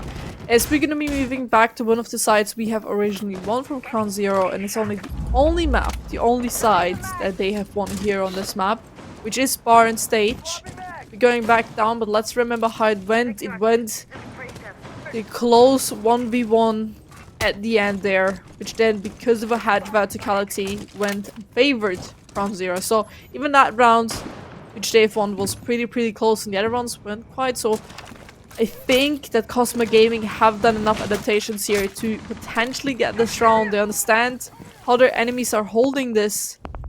But what are the key points here they would need to take out? What are the key players here? Zamo is gonna find UK and gonna kick us off in a man advantage to Kosma. Indeed, not looking good once again for the side of CrownZero as well. They are just going to be pushed a little closer to the site, keeping themselves on the vertical, keeping themselves around this kitchen side with those castle barricades, keeping the fleet safe, as he is going to be just mainly monitoring that logistics side to keep Fleece's flank, well, kept aware of. No one going to be on the roof as of this moment. Fleek's just making sure, as he is just going to be holding on to the hatch and moving himself back over towards these angles on the CC or on the construction side. Moving very slow. Moving very slow for these attackers right now. They're not really getting a whole lot done, even with the the room they've been given by these defenders, and not really playing very well around this verticality. So at the moment we are just watching as they're trying to use the IQ to figure out where people are and what they're doing. The pulse is gonna have a good indicators. Nick it is gonna bring us down to a 4v4. Man advantage not favoring these two teams, but with that kill, taking out the IQ, taking out a bit of a key player when it comes to finding the pulse in these Echo drones. These last 40 seconds coming in, Nick is just gonna extend the lead even further with a double kill yet again on that kitchen window. Do not peek this man when he is playing at kitchen, as the plant needs to be sad. We're still sticking out a little bit. The swing could be a little bit detrimental. There, Echo Drone comes in, plant deny 1 second times with triple kill for him. Rule's just gonna keep up the man advantage even further. And this is the end of the round, as CrownZero had a beautiful defense as they bring back one of the few rounds. And the last round now could mean a 2-4 or a 3-3. What do you think, Naj? It very well could be. It was very much flawless by CrownZero after that opening frag. They lost out the solace in the initial engagement and then immediately just resorted to these crossfires that they were playing together. And Legion taking the 1v1 upstairs allowed a little more of a little bit more space for these defenders to actually rotate closer to where the plant's actually going down. So. Oh, I thought you were still gonna say something. No. Yeah, it was just very well played by the side of CrownZero, and I think Kosma weren't prepared to deal with it. At the moment, Kosma's attacks are very 2D. They're working, yes, but for how long? 10 seconds to insertion. I don't know why when you said 2D. Huh? I had to think. Well, you said 2D, and I had to think of Pac-Man for the reason. No, just very, very horizontal, not really playing too much around like verticality, not really doing anything out of the box or special. They're just going for the same thing over and over again, and I'm assuming an accident considering Strobo has played a decent amount of gridlock throughout this match, so it's not going to be one of those where we see, yeah, it looks like it was. It's not going to be one of those where we see, a TK because he's wearing a fan skin. I think that was a genuine accident there. I mean, could have been. We will never know at this point. We didn't have the information for that. I think there's going to be now an info. It could be quite crucial, but it does not quite matter because we getting the first pick here. As Kunai is going to start off us strong, bring it down to 4v4. We were in a little bit of a man disadvantage because of, God knows, a team kill had to happen. It was maybe just meant to be. Maybe it was also a little bit of a dominant showing, right? Listen, Gridlock, you're the one dying most of the times at the first pick. You're the one being taken out first. Why don't we just take it away from the enemies? We shoot it ourselves. Indeed, just stop them from doing it. Something I'm surprised we haven't seen so far is the Tuberal being brought on this basement in favor of one of these operators, because, well, if they were wanting to deny out as much of this utility as possible, stop them from, being able to get these hatches open, you'd want to bring along the Tuberal instead of the Cade, because their main way to do it is this Maverick. And, well, to be fair, bringing along the Cade would be nice as well, because it'd stop them from being able to get the bar hatch open. But, the Tuberal counters this Maverick pretty heavily, making him have to use double his canister charge in order to actually get the same amount of progress done on a hatch. So, pretty concerning that we haven't seen much denial put towards this Maverick, considering he consistently seems to get a couple of these hatches wide open. So. said there would have been an eye with the C4, but the Yin Candelas are coming in, so does the push. Amo is gonna open us up with the next few kills coming through. Double for him, 2v4, 2v2 as he kills crumble like a cookie. He's not favoring any team, as Blank, each though. of these two teams have two players standing, still have a few impacts in the pocket. Verticality is there. Ramo finds himself on the side. Diffuser not in their hands. One is here in dirt. He has the position coming through. Swing comes through as well, but yet again it is a trade. In the last few seconds, the plant needs to be sticked. Where's Fleeks when we need him? Knees calls on his door, but the time just runs out in the second he swings the door. That could have been a tremendous ending for the side of CrownZero if Ash would have gone off the diffuser a second earlier. That was way too close for my behalf.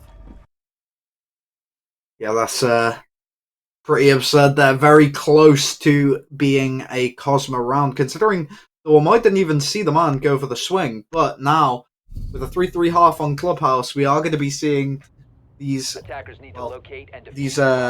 defenders be able to prove their worth and show off whether they are actually able to, win out these matches on their own map pick. It is decently defender-sided, not majorly, but realistically, a 3-3, 4-2 half is expected. The problem is just the one that I see here is, even though it is defender-sided, like you said, 3-3 still falls kind of into that. The 3 rounds that CrownZero have lost were all quite big in a 1v5, 1v3, 1v5. So rounds which could have been nearly flawless to Kosma Gaming, and that is something that is a little bit unsettling. Also, for the matter of fact, because now CrownZero is moving to the attack, and it's defender-sided matter. It is still defender-siding, even though the score might not tell it right now. But overall, if you look at the stats, this map is favoring the defense. Now, considering and knowing that you have lost 3 of these rounds in a 1v5 scenario, where you put your team, one of your teammates in a 1v5 scenario, just a little bit of unsettling feeling for this first few rounds. Indeed, and we are going to be seeing these players just push it up on the highway, getting themselves ready to, just get these castle barricades open and prepare to start putting some pressure in and on towards the site.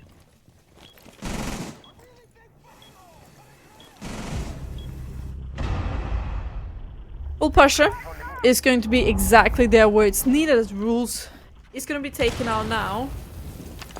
Quite early in the round, 1 minute and 50 left on the clock. We're playing a little bit risky here, trying to position the speed jammer on this desk, potentially to help with the paperwork. As we all know, it's as soon as you have to do something on that desk, you're just sitting there, and all of a sudden the wall seems more interesting. But move away from that point, half the round is gone. You have established a little bit of control, breaches are opened. CrownZero is not looking too sharp here. They lose another player. Nikit is going to find himself taken out now. In the 3v5 scenario, it's favoring quite big Kosma Gaming. They're on the defense. Time is ticking for them. In the last 1 minute and 10 seconds, it's going to be really, really tough for CrownZero to secure this round. Indeed, they've got a bit of pressure from the main stairs coming up towards this breach, but no one going to be standing on the outside for the attack, as well, they've all seemed to rotate themselves around to this CC cache and get themselves ready to try and apply some pressure through there. Rookie nearly kills himself with a C4, but gets caught out from the hatch as UK uses the vent spot, and Spyro makes his way through. Now we're going to be looking at this 4 versus 3, one found by Nero, as he is going to put his team back in more of an advantage than maybe they need, but instead it's going to be CrownZero quickly find 2. In this 2v2 scenario, they're going to have to start making their move. They find one, Fleeks onto Ammo, as the man's going to be in the same position, trying to take the swing. The prone peek from the Frost is going to be there as well. It's going to be Ash versus Frost, 2 very good guns, and a trade! The defenders take the round. How unfortunate. At the end is a trade, but here again, how do you come down from a 3v5 scenario all the way to a 1v1? So tough to, in a 2v4, all the kills happening and favoring CrownZero. It took them so many chances from Kosma Gaming to get these kills, and at the end it was a trade. Because as soon as the diffuser is not planned and the last two people trade, it favors the defense. Now they move up a score point. They go back down to the bottom floor. But that round is, I think, gonna... How should I say this? Bomb located by attackers. It's gonna show that CrownZero is not out yet. Even though they had a few rough games, I think that, especially the last round, you can't count them out. You can't count them out. Doesn't matter what the scoreline is. And I think that when losing the opening pick, CrownZero seemed to show a lot of, relative prowess in these situations. They're able to, bring themselves back into the game, and that's a really wise Goyo canister to be placing on that hatch. The impact trick is going to detonate that if it isn't pre-detonated by the defenders, or by the attackers, sorry, as well. Now we're going to be seeing the fade trick coupled with two brow in order to deal with anything that does try and go for the motor hatch. Dispatcher is available and, surprisingly enough, wasn't played by the side of Kosma, and is now being wrought by the side of Crown. If we said, but we are here in a basement spot. It's going to be interesting how CrownZero is attacking. This is also the round where we can take a little bit of a comparison between these two teams. Yes, last round we took the comparison, saw that it's kind of the same attacking style, but this time we have a completely different lineup with different priorities in CrownZero, like Kosma Gaming. But is the attack going to be the same? Because there's so many different ways you can have the same attacking round. Can you open up these hatches? They have only 4 tries, but the impacts might be a little bit crucial, as the first kill is gonna fall favoring CrownZero, as Kaid is gonna be stopped from Kaid trick, and that's also C4 gone in the pocket with only 1 more, and also 2 impacts from Nara. So one hatch might be denied, the other one not. Just depending which hatches are we here prioritizing, what is actually going to push, what is going to be the push here. Oh, they're going to be trying to get open this blue hatch as well. There is going to be a man below, but he's not going to be able to deny it, as that does go through. And they're going to be getting this bar hatch open as well. Goyo finds one, Nero just managing to find that pick on the rules, who I'm assuming was on the main stairs. And, well, now we're going to be seeing a bit more pressure on each side from these defenders. Last 30 seconds soon on the board. Tubaru's making his work, trying to just deny this push for as long as he can. The drop is coming in from blue, though we have the information from the position. Manera is going to be one taking the kill, as the bees are now spreading. The chaos is unraveling, and the sound is being denied from these bees, but not a single push is happening. Now the drops come through all into blue, but it's just a single door, single field rotation we're trying to funnel through. Next 3 kills happening, 10 seconds soon left on the clock, with Leaks takes 2, potentially 3. He is injuring the teammate, and that is now a 1v1 at the end. UK all up to him. As the last 2 seconds are coming in, no information where this player is. And yet again, we're running out of time. We're finding ourselves losing a round because of the time. Yet again, in a 1v1 as Kosma Gaming move up yet another scoreline to a 5-3. Indeed. Almost a beautiful little clutch there in the dying moments by the side of CrownZero, but unfortunately taking us to 5 points. 1 away from match point for the side of Kosma. Attackers need to locate and defuse bombs. Now seeing these rounds, seeing these 9 rounds we've seen now, yeah? You are quite favoring CrownZero. Yep. Has that changed in any way? No. The reason why is because, like, on the side of CrownZero, I am seeing a lot of, like, what's the right word? I'm seeing a lot of promise from a lot of their attacks, and also just their ability to salvage around in towards, like, Greg's a bit. And I think realistically the main thing we're really missing from this team is just a player to really step up, like we did see in the previous match from from Nickit. So I think if Nickit or even someone else decides to really just, like, put the pedal to the metal right here, we could be very well seeing the side of CrownZero start to mount a comeback here.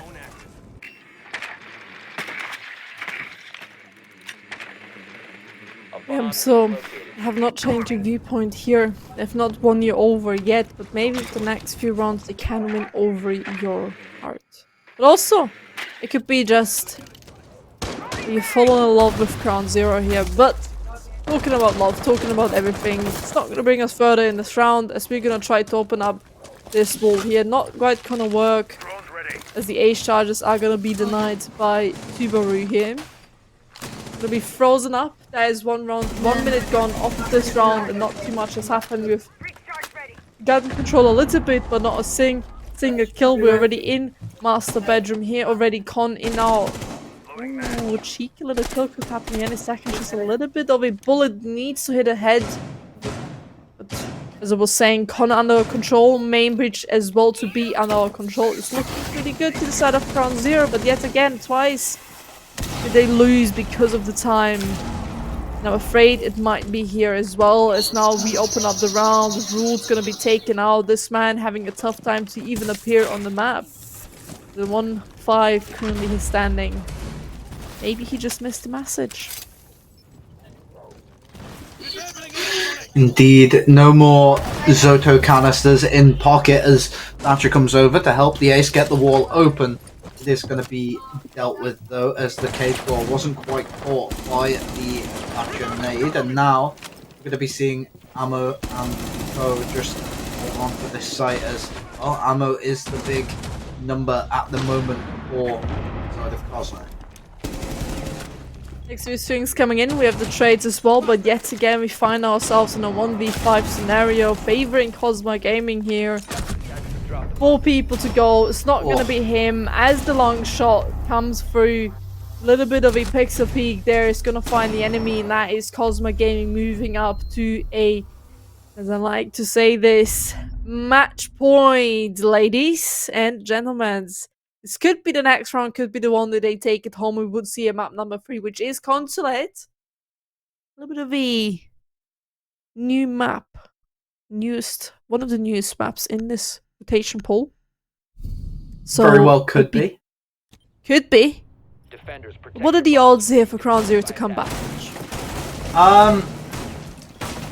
See, I'd probably argue that they're higher than people might be thinking, because realistically, all we need is a bit of momentum on the side of CrownZero in order to see them really start to, pop off here. And I think that with the actual amount of dominance they are able to show in a couple of these situations, even though they are losing the rounds, we could very well see them just start to really mount a comeback. And I'm hoping so. I'm hoping we do see this game come quite close. In order for the stream to be a bit more entertaining than just a quick old 7-3 in map number 2. But it was quite dominant also in the last round. We had CrownZero being the dominant part, even though it was a 7-5 at the end, it was still a little bit more favoring their side. We saw a lot of these clutches coming through, and this is one thing takeaway we can take from both maps. Kosma Gaming is down the match point. They had a lot of these rounds in a 1v5. Oh my god, C4 could be... Just managed to get away. That was quite close there, that we could have already had the first opening pick there. Could have been a good C4. It wasn't quite it. Both these two teams, going back what I was originally about to say, both these two teams, these rounds they've played on their map pick, they've been kind of one-sided of these rounds. You see, in a 1v5 scenario, we left CrownZero a lot of times in a 1v5. CrownZero left on Chalet, left the enemy team a lot of the times in the 1v5 scenario. So just back and forth when it comes to it, as all of a sudden we find ourselves being a little bit quicker here. Trying to do an entry point here. We do find one, but the trade offer comes immediately free. But this is not the bomb side, as we are in bedroom and gym. Indeed we are, and well, Frost has managed to make the great escape, make the rotation round on towards the logistics side and get back onto the site, and it is going to be Azami to try and take the peek onto the window, but takes quite a bit of damage from the Ace. The Ace has also been very damaged by the single bullet that hit there, and also the impact grenade that hit previous. A lot of control from CrownZero across the far side of the map. Now they're going to be moving another player over to give Ace a bit of a hand, to, you know, try and control on the split if possible. But you see how we've got Castle on the main stairs staring over at the jacuzzi breach even though nobody's there. That is perfect example as to why you need the jacuzzi breach open, because now even though there is players still contesting you on this construction and CC side, you have that pressure, that phantom pressure of no player being at risk and no player being in the line of fire, but someone having to watch it just in case. Exactly, just in case somebody pushes it, well, meaning they would have to watch it. But Kosma Gaming is gonna take out one more down to a 3v3, but we are very low HP from their behalf, so the next few shots are gonna probably take out the next few players, but it's just all favoring Kosma Gaming if they secure another kill here, down to a 2v3, favoring the defensive side, and this could be it. This could be this last round here as the swing comes in, down as well. Trade over on the other hand, oh my but God! the one bullet comes through in a 1v1, 2 seconds Oh my left. God! It's gonna be CrownZero take the round, and please makes this happen, makes the unthinkable reality as the one bullet takes out the defender with a slither of HP. And that was unreal. Outed by our production. You've done the same to me. Yeah, I know. Now, leaks. This kill is nuts, by the way. The one in the chamber just hip fired onto the man, and then the flick onto the opposite side of the keeper barricade has found the kill. CrownZero is screaming right now in comms. They are so happy they found that round. Attackers have located a bomb. And now we get to see another one move it a bit closer to that overtime scoreline that is going to be so tasty for the side of CrownZero if they can beat it. 10 seconds Match to go. point, but it's only 2 rounds to go here, so it's nothing 5 seconds to go. too impossible, right? 2 rounds, always a good point to come back. Attackers are heading Considering this is one of the 2 rounds, they were in the 3-runner down, but they secured one of the rounds quite beautifully there, yet again in a 1v1 at the end of the round. CrownZero is not looking too sharp on this map, but maybe the quick speed, maybe being a little bit quicker helped them within the last round to secure that point, but it was also the amazing clutch from Fleeks coming in to secure himself that point. Staying alive for 1 more round, but can they stay alive for 2 more to bring this to an overtime? Also, to the community, to the people watching, do make sure if you have a few predictions, write it in the chat. What do you think? Is this gonna be done and over? Is Kosma gonna make this a clean 7x, or can CrownZero have a little bit of a comeback here? As we see, top floor is not being taken under control. There's still more and a lot of things to do here before they can execute. Yeah, very quickly pressured by well, specifically by the Ash of UK. He's managed to make his way all the way through, deal with a lot of these cameras, and also, you know, get himself in a position where he can start contesting on the site. They're just opening the floor and, you know, blowing these glare canisters so they don't have to worry about them later on while attempting to breach. And, well, they are now just going to be trying to apply the vertical pressure they need. They're going to be, you know, dealing with a few of these players, dealing with a few of these power positions in order to try and get themselves fabled and rooted in and onto the site. Boyo just about misses his opportunity there onto the buck and waiting to see if he does try and come back in. Does, but barely misses, and well, it's going to be a lot of damage onto the Goyo now as he takes a bit of bullet damage and then also a bit of his own fire damage. Well, over the round, half the round has passed. We're entering the last 1 minute and 5 seconds on this round. As Fleeks is just going to extend the man lead even further. We do have a trade coming through immediately. 4v3 favoring CrownZero, and this is looking pretty good on their behalf as the next few kills coming in. Every kill is happening down to 2v2. The man advantage has been taken away from their feet as the rug has been pulled, and now last 40 seconds the push needs to happen. So does the execute. A few more flashes in the pocket from Nickit, but the top frag are gone. But can they make it? Can they stay alive for one more round? Can they push this all the way to an overtime as Nickit finds the burst in a 2v1 scenario? All up to Nero to close this round, make this a 7-4. There's a long way to go. 15 seconds. The bullets are being shot the long angle as well. Plant is going down. Information give it. Random red dot there as well. But he swings in, finds the first. Could potentially secure it, but no! It's CrownZero finding the kill at the end after the plant has been secured. And that is them staying alive for one more round. Kosma Gaming, this is the last chance now to make this a 7x scenario, or we would be pushing it the potential overtime here. Oh my god, a 1v3 and then a 1v1 straight after. This is pretty unheard of here, as we are just going to be seeing CrownZero pull themselves back from the brink. I am waiting to see the reactions of chat, because I think that is probably two of the rounds, well, two of the best rounds we've seen in Swiss so far. That was unbelievable. Back to back. Now 1v1 scenario. Back to back. Unreal. That was absolutely beautiful. First win. Come back. The 1v, like, Fleece in a 1v3 scenario. Getting each kill. An unbelievable one bullet shot. In the second round now. Pulse plant scenario 2v1. But they had the man advantage. Just kept pushing it down. And all of a sudden, they find themselves losing the round as Kosma Gaming now has said this is the last chance not to secure this point here. To push it to a third map. But CrownZero, they're not gonna give them that map win that easily. And here again, do write in the chat, what do you guys believe?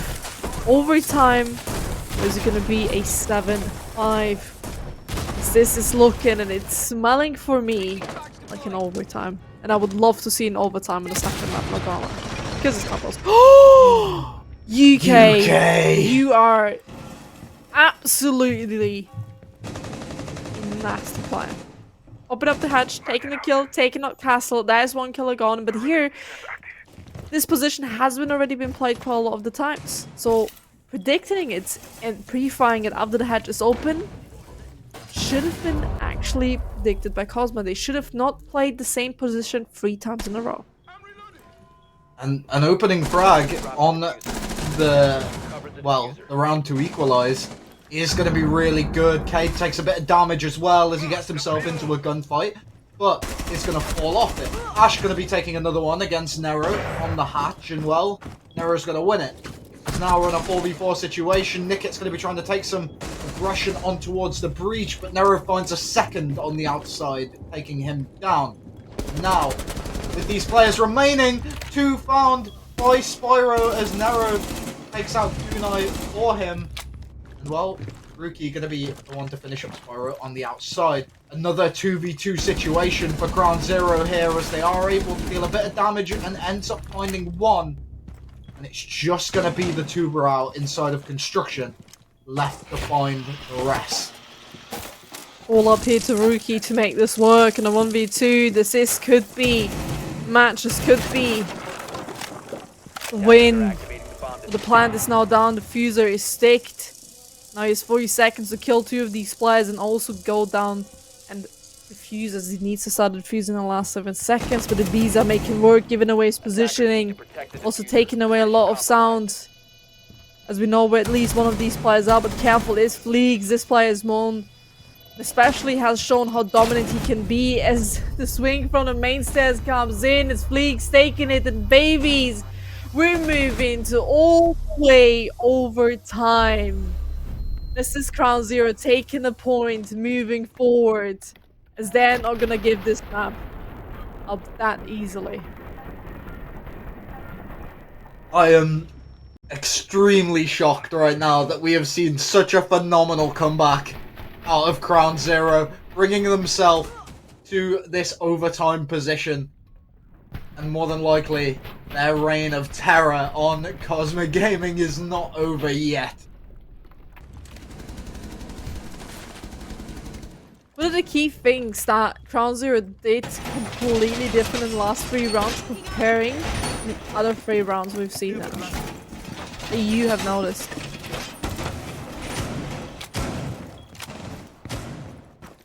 I really don't know what to expect from either of these teams now. They both need to attack. CrownZero can't go for the same thing again, and they can't go for a standard push, because if they do, it's just going to be thwarted by the pretty immensely powerful operator lineup of the defense. But also, now the defense, with it being forced into overtime, have to be preparing for, well, the next round, which is going to be an attack for them. So they really have to be ready to take these engagements as defenders. They really have to be ready to, you know, start the push and take this Rafters side as the attackers. And if they don't, then they're going to be left to struggle. The holes being opened along the bottom of the wall is going to give the angle onto the man that's going to be on the rappel. And, well, it's going to be too broad to try and deny that out. Now, we have the first few seconds of this round gone, not too much has happened. We do see that the breach is kind of open with the Maverick, so that is giving a few line of sight as we find ourselves from Amo here being a little bit of a tricky scenario, because that window could be quite dangerous, but as soon as he tries to move left or right, he's going to be shot in the foot and potentially taken out. The Rules is going to open up this round with a kill onto the castle, onto Lounge. Potentially more to come as the swing comes in. Trade offer immediately, but CrownZero, they've taken, and they are right now in a flow state. 3 rounds, 1 back to back. What they needed to do the overtime, now they're on the attack again. Maybe this flow state could be a little bit of the reason why they're playing this so fantastic right now. As the bees come through, the sound is being now denied, and Amo's still in a tricky position. A single player on the CC window, and he will be biting in the grass here. Yeah, left alone to struggle is narrow, but he manages to find one for his trouble. And, well, now we're going to be seeing Kunai find one for himself as well. This 2 versus 4 situation looking a little dire for CrownZero, but 2 of the players on the opposite side are going to be quite weak. Arrow almost catches a flashbang to the skull, but instead it's going to be bullets from Ammo as he manages to find the 2 that are pushing through the garage area, and that's going to be the round over.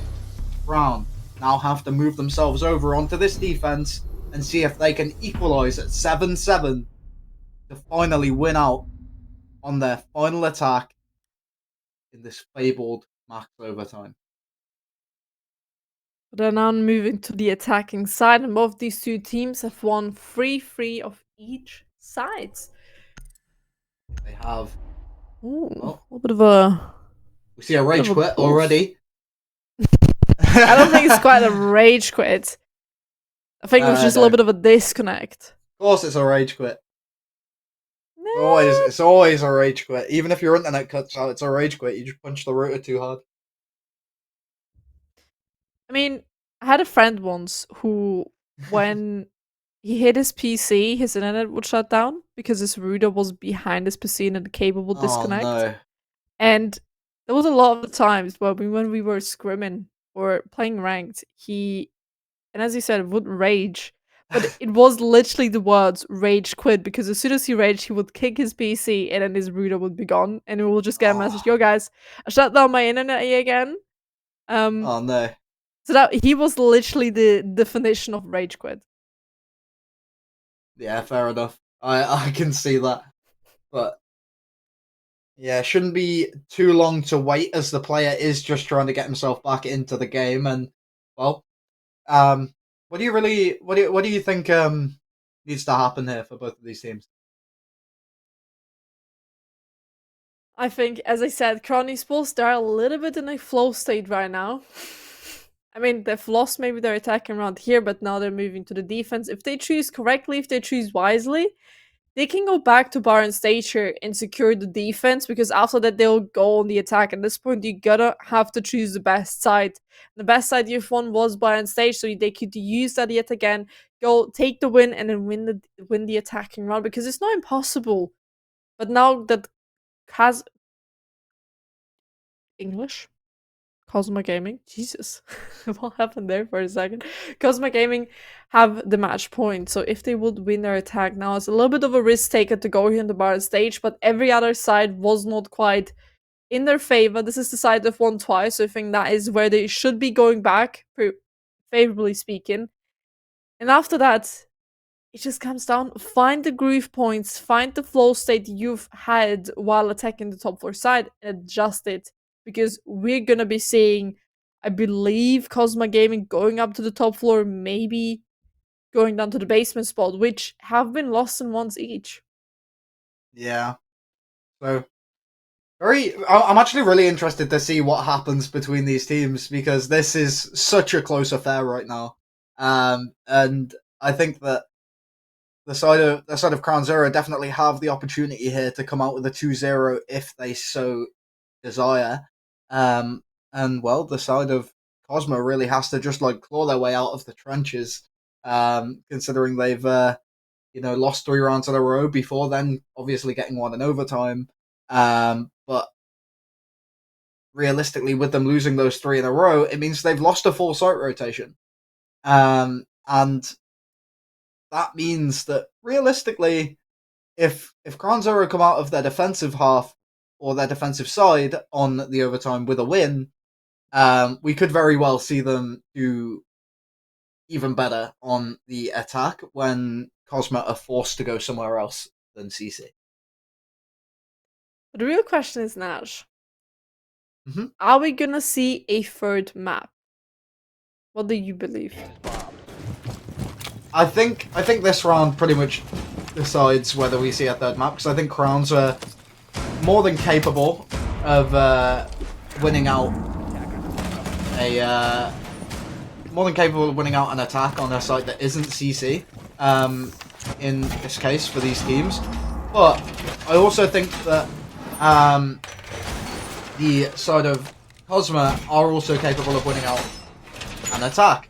So I think that it entirely comes down to where the win is, like on this round in particular. I think the winner of this round is most likely to take it. Attackers are heading out to defuse a bomb. Well, really in the definition, if Cosmo wins this, then it's basically over. I think that is a good key point there, and as already expected, we see CrownZero going back here to Baron stage. That's the side they've won twice, not lost a single time, and they could potentially get this round and then move further here. Just the problem is now twice they've shown their attacks, twice they've shown their defense on this side. So Kosma Gaming, they need to come up with a plan to counter this, but CrownZero, they've already done a little bit of an adaptation, not bringing the pulse last time as Nikit was last time, only pulse playing in kitchen, but rather this time bringing the Malusi. Different gadgets to the team, a gadget which does favor, brings a lot more to support the team. Yes, the pulse does bring the information as C4, but the Malusi gadget gives info and is going to slow down a little bit these aggressive takes from Kosma Gaming. There is also 11 more kills on the side of Cosma. Make it 9 more kills on the side of Cosma than there is on the side of Crowns at the moment. With 54 being the case on Cosma, and with those extra 2 being gathered by Crowns, they are now at 45. Quick maths, but wonderful set there as UK comes in. The double swing is gonna take out Gridlock and Nero, especially Nero, who is kind of the top fragger from the side of Kosma Gaming. With 16-9, this player has absolutely dealing damage here. Kuna is gonna find himself also being taken out now. The 4v2 scenario is not looking too bright for Kosma Gaming on this side here to take this. Ammo is here on the top floor, but can he find these next few picks? Kuna is gonna find himself not being picked up. My only worries is if we have two players being very low HP from Kosma Gaming and we have 3 impacts. And all of these 3 impacts could take out the 2 players. Ammo is the only one who doesn't have to worry about the impacts too much. But he could definitely be here a little bit in trouble as well. As we can see, CrownZero, they're preparing for this push, they're preparing for this drop. Where is it gonna come? Last 30 seconds, verticality, they're trying to do it with the ash charges here.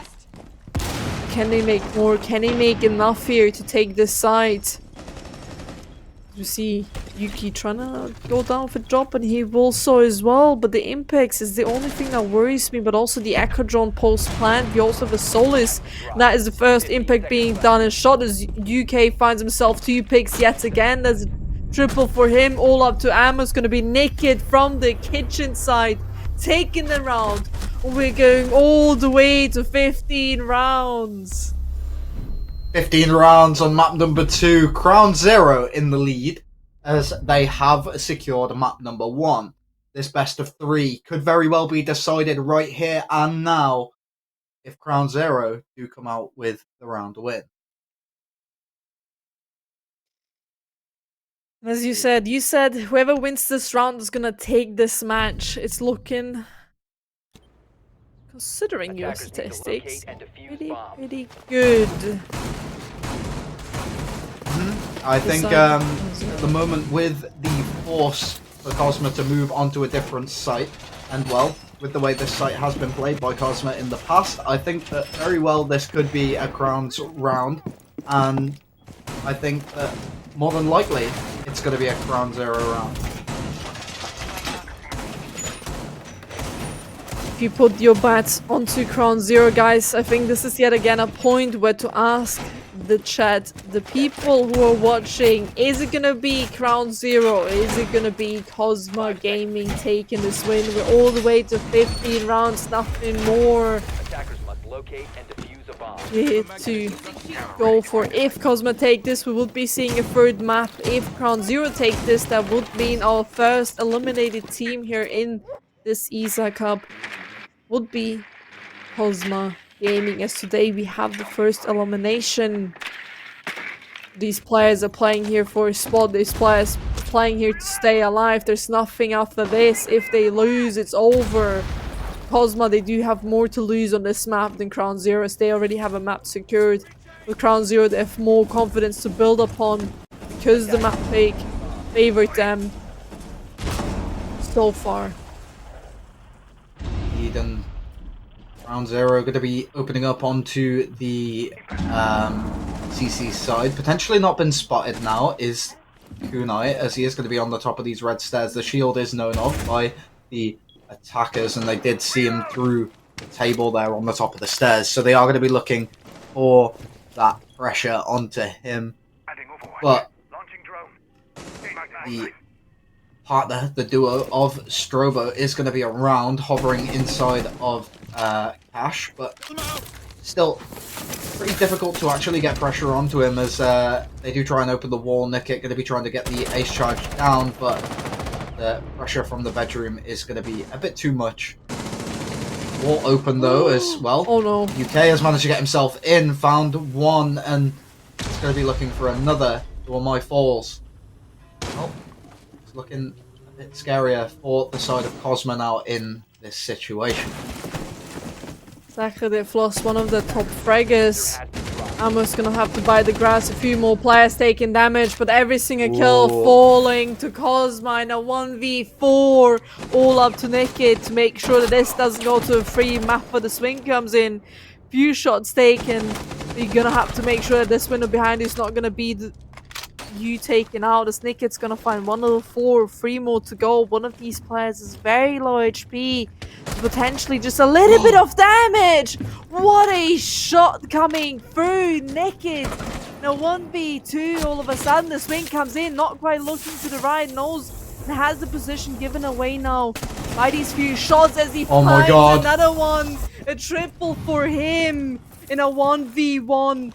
Little bit of HP and no info where this player is coming from. It's gonna have to be careful because of the long shots. Is Kosma taking the round? We're moving to a third map as they take the win, and Consulate is gonna be the next step here. Oh my goodness. Kosma pulling it out of the bag there in that final round. A 1 versus 4 down to a 1 versus 1. CrownZero almost coming out of that match with a win. Even in such dire straits. This shot was absolutely beautiful. The flick on the head. And then the final kill at the end. Just being not quite cautious there. So we didn't have the defuse and we had to go for a little bit of a quick take. But there was enough time. But the info was given to the defenders where the diffuser is. And that is Kosma taking a second map. And we're moving all the way to a third map. Which is going to be Consulate. And honestly, after this map, I don't know what to say. I'm speechless. Yeah, it's been a hell of a ride between these two teams, but now we get to settle it on map number 3. It's going to be Consulate after the break.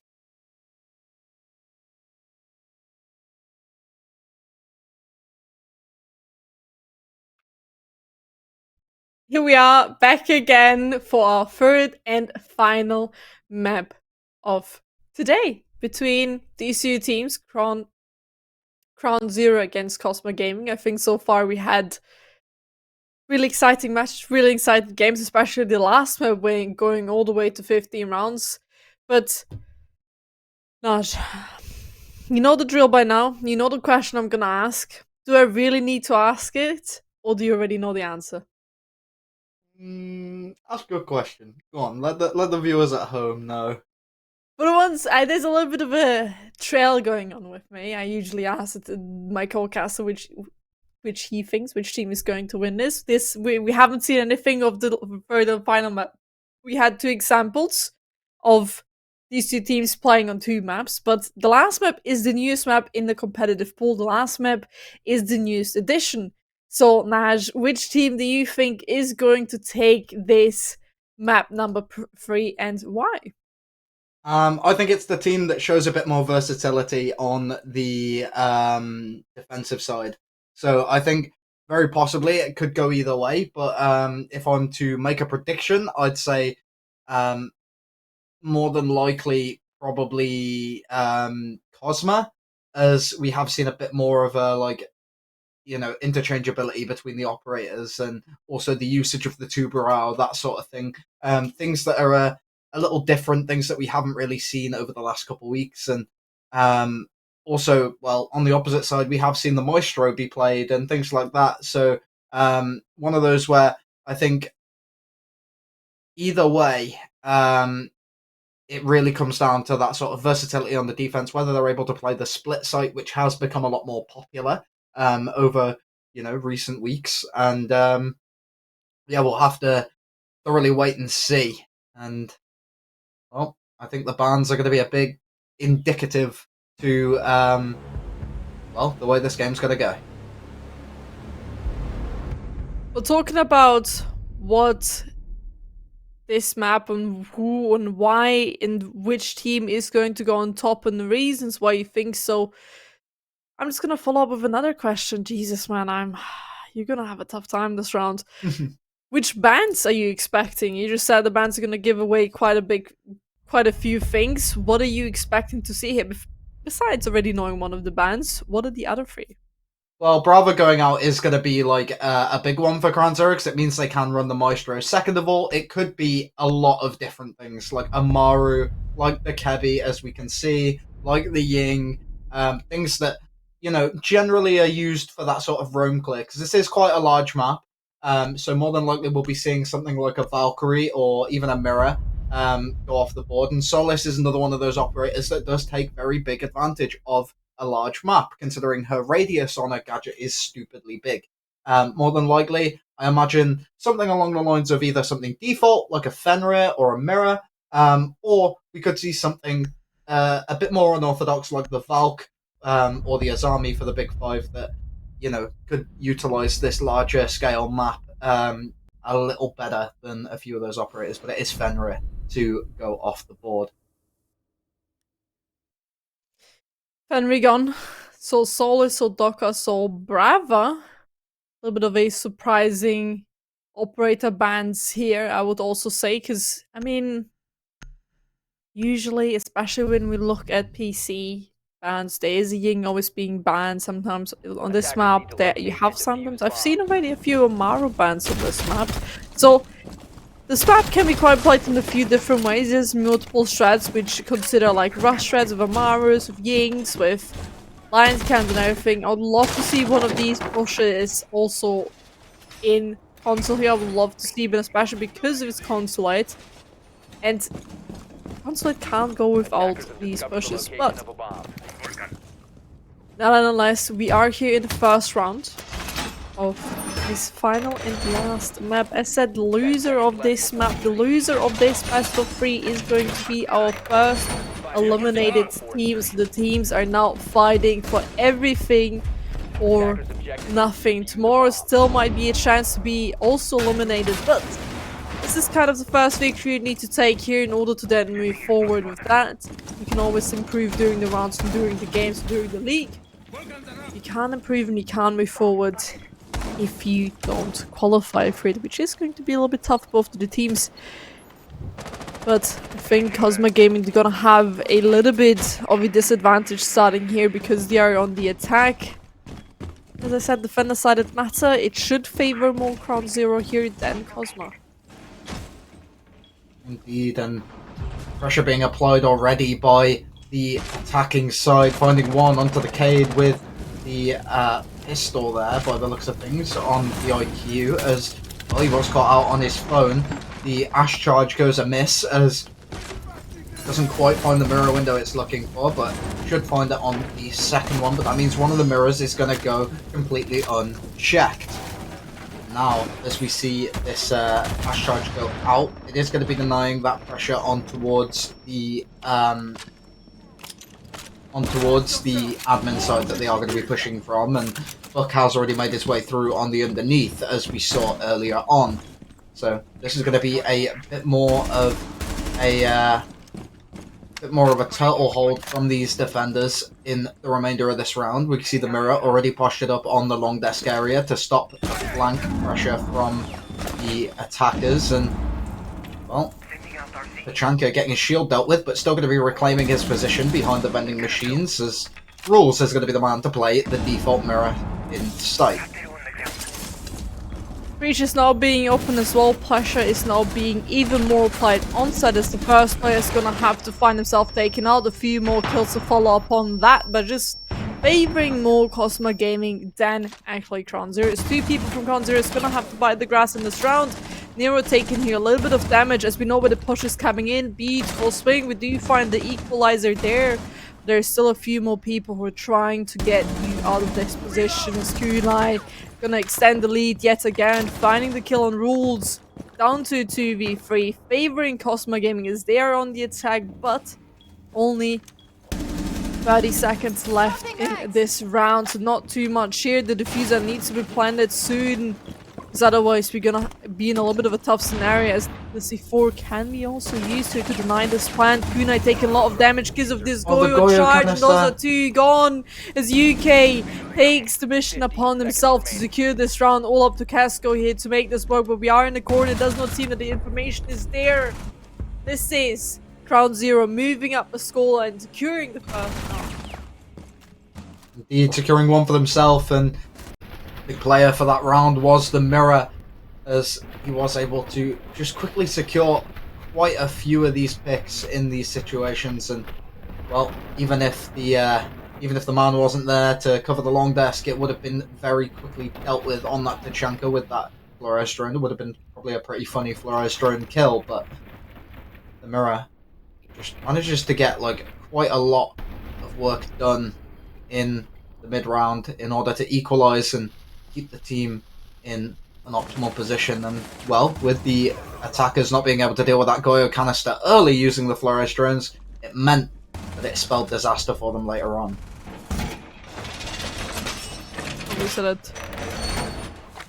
It also was it was spilled disaster as well because of the fire. No, it's spreading. Okay. Try to do jog. It's okay. It's okay. You don't have to laugh. You don't. You can just have a straight face. It's okay. It's okay. Why do you have to do me like this? Tell me. No, I'm sorry. It's fine. It was funny. It's okay.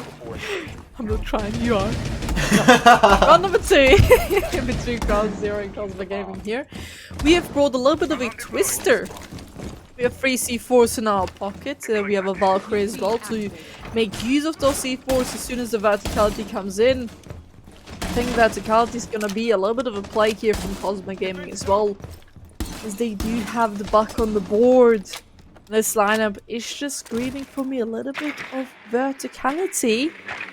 And our C4s could be spicy. Yeah, a bit of pressure once again being applied over towards this admin side, but Ammo's going to be the one to make his way through quickly. Obviously with the first floor hold being the bomb site that they're going to be going for, they need to be able to take this upstairs very quickly. And one of the operators that I brought up being very powerful on this map is going to be in play this round. Fleeks picks up the Valkyrie and, well, in the midst of things, it was Ammo to lose his life as he may have gotten too aggressive too quickly. Zuka is playing very forward, looking to extend the lead even more. Kosma Gaming are in a man disadvantage in this round, starting off quite early, but it was only Dashless, so a lot of utility still to the side of Kosma, doing a few more bullets there, not quite finding the kill, but UK is gonna find himself a double for him. As he takes out Buck, the verticality player, is just gonna have to dance around his life as the drone is gonna give away his position, his kunai. He's gonna sneak in here a little bit behind this player, potentially. Soon about to make a little damage as UK has already a good nosy. He thinks somebody might be pushing him from this side. As the swing comes in, a few bullets, you very large speed, but we're just gonna fully swing it, committed. We take the triple and we make it the 4-2. We're finally gonna take out UK. The troublemaker in this round is gonna finally be taken out. Took us 3 men to do so, but at the end it's a journey. That is the goal. The last 45 seconds in this round. The 4v2 scenario is not looking too good as CrownZero. All of them have retreated back to side. Indeed, Valkyrie, I was going to point out, is already down on that lower stairs. Just was on cams just a moment before. They have found one on the vertical angles, but no breaching charges for the IQ to actually make more of these angles if she would like them. The hatch is open, she's made the drop, and she's going to be trying to go for the plant. A few leg shots come out from the mirror of Spyro as well. He manages to deal a bit of damage, keep him in the pocket, but the triple kill from Kesko and the follow-up from Strobo is going to put a clutch situation onto the Cade of Nickit. Nickit going to have to try and pull out the performance that he did in the previous matchup. Pulls out the revolver, finds one, walking through the track stingers with it in hand, isn't able to find it, and instead it's going to be Strobo with the super shorty to find that kill and secure one for the round in favor of Kosma. Shotgun against shotgun. Quite a beautiful play there. Last replay was not quite of a replay there, but it's fine at the end of the day. Have I just slept over the replay? Have I just imagined something? No, you're not seeing things. It's It could be. It could a be. little bug on the replay, but even still, We don't need them to know how well both of these teams are performing right now. We know that UK is kind of on a tear, and this is exactly what CrownZero needed in the previous match, or in the previous map. They needed a man to step up, and well, UK's taken it upon himself. We'll see if he can carry this out through the rest of the round, or through the rest of the map, should I say. 5 seconds to go. CrownZero. Attackers are moving Yet to again. the bomb. 3 C4s. We've not seen a single C4 kill last round, which makes me a little bit sad because I do love a good C4 kill. And Nikid, he's put a high standard for himself, right? Finding a double kill with a C4 in the first ever match they've played tonight, which was Chalet, which was in the final rounds, which they have then secured the victory on. His standard for himself is pretty high, and the last round not quite able to secure that round. Now we find ourselves yet again going back to the same side. So have we adapted enough? Have we done enough changes here? Maybe even just changes in the positioning, in the team play, make this round work, to make this round ours, or is gonna Kosma Gaming find himself another little quick cheeky round. Indeed, and pressure applied here by the Ash, just kind of holding on to that window, and Ace of Kunai is going to be just running out this admin side, getting himself a bit more situated into the building, and it is going to be a reattempt for the side of CrownZero on this side.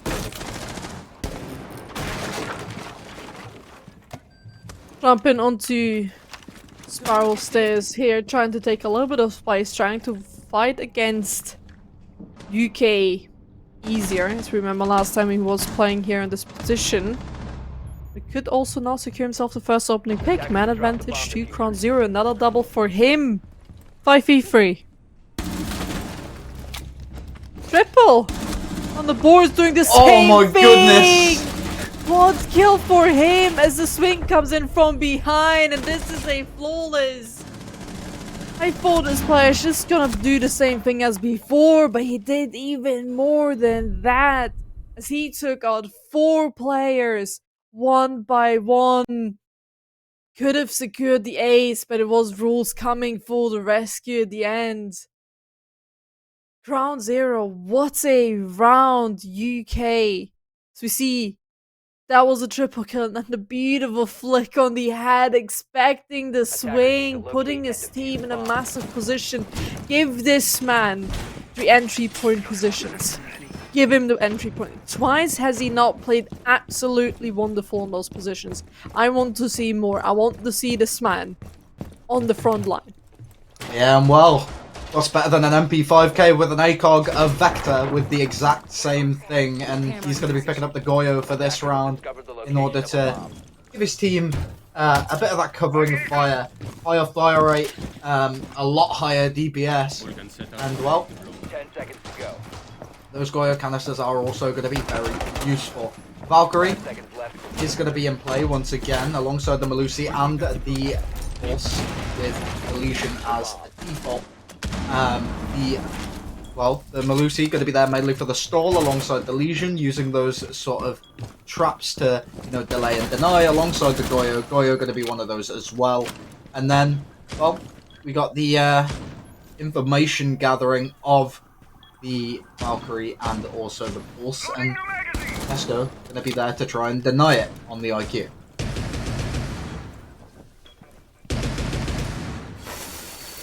Big trick now about to come through, but careful, are we not too late? That was beautifully timed there. I thought that bridge is gonna go open. Door secure. CrownZero just wasting as much time as they can. Taking out one of the 2 thermite charges. Those are not 2 gone. They can't really open up anything anymore as UK is close up to the front.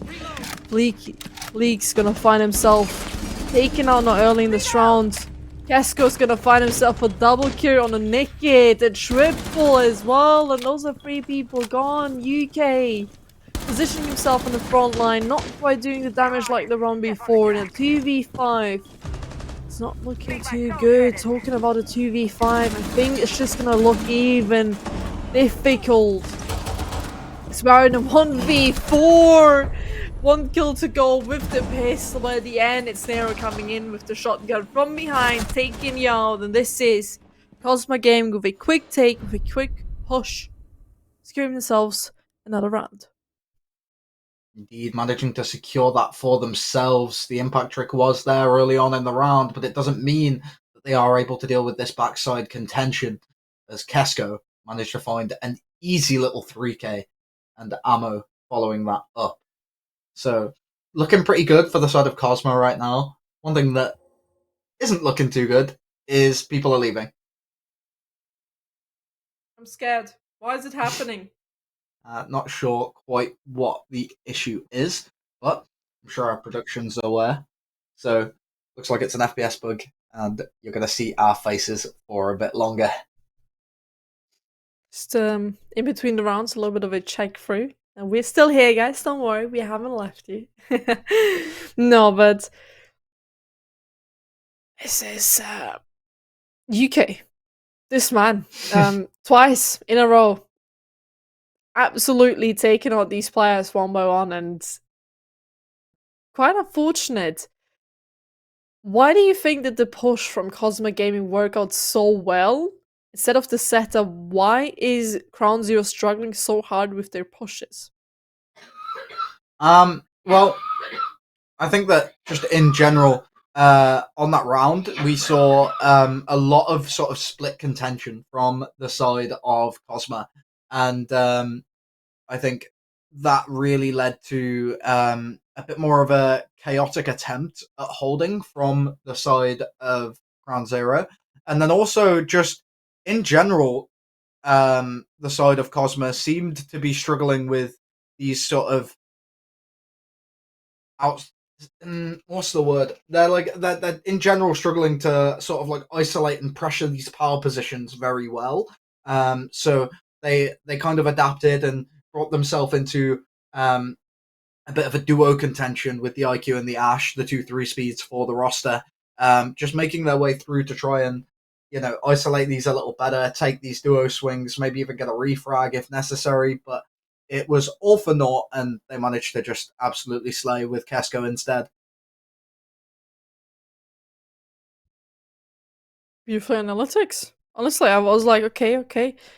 Check, check. Anything to add? Nothing to add there. I think that was quite beautifully said. Also, here again, we've only seen now a few rounds, not too many, because Kosma Gaming now securing themselves the equal count yet again, and it's just tough to say right now which team is going to win, right? We talk about defender-sided, we talk about how the defense is usually stronger, but especially against these two teams, they seem quite equal when it comes to their wins. They seem like they have a good amount of both on the attack and on the defense, and especially for me right now, I could not tell you which team is going to take this, just because they've been so equal when it comes to kind of both. Both have the struggles, both kind of understand what the enemy team is struggling with.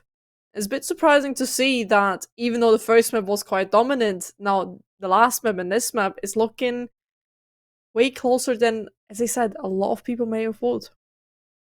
Yeah, very much so. It's looking a lot closer than anyone really expected, and I did call it at the very beginning. We had a lot of one-sided calls from the predictions in yesterday's games, and then we ended up seeing a lot of them go very close, with 2 7-5s and 1 overtime. So we are going to be going back into the game.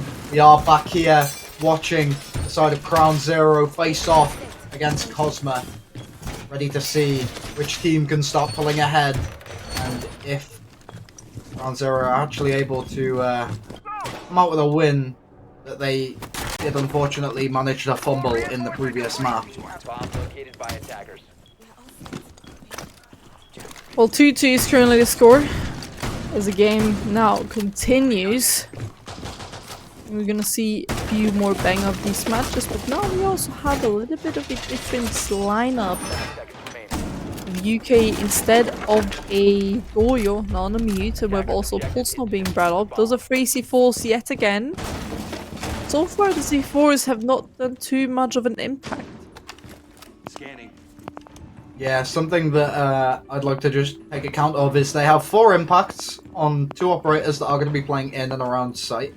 And those impacts in general are going to be quite impactful for the simple reason that, well, they brought along the mute. And the mute, if you saw where he placed the mute jammers, placed his mute jammers on either side of the wall.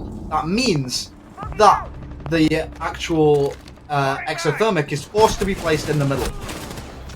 But they weren't there to deny it. It's going to be a full breach take as they are opening it up. They've managed to get 2 picks through it, and one of them has been UK. Someone else needs to step up. All of these players 1 and 3, but Fleeks is the man to change that. Takes out Kesko. 4v3 is looking more even by the second. Favoring still Kosma Gaming, but 2 C4s in pocket, 2 potential plan denies. Spools find himself upstairs, giving the information somebody is there on the yellow stairs. Fleeks is gonna find himself ammo, bring it back down to a 3v3. Now just keep up the man advantage and play the 2 C4s you already have in the verticality. It's also in our house by rules. So what they have to do is here is kind of play the time, make sure the clock ticks down slowly but steady, that they have to make the push, that they have to force an entrance here. Kosma Gaming is stalling a little bit of time, trying to clear out this person from up above, trying to make sure that their key points here is to take the verticality control. They still have Buck and the breaching charges to make that work, as Rule's gonna find himself not being taken out. That is information. The C4 gone.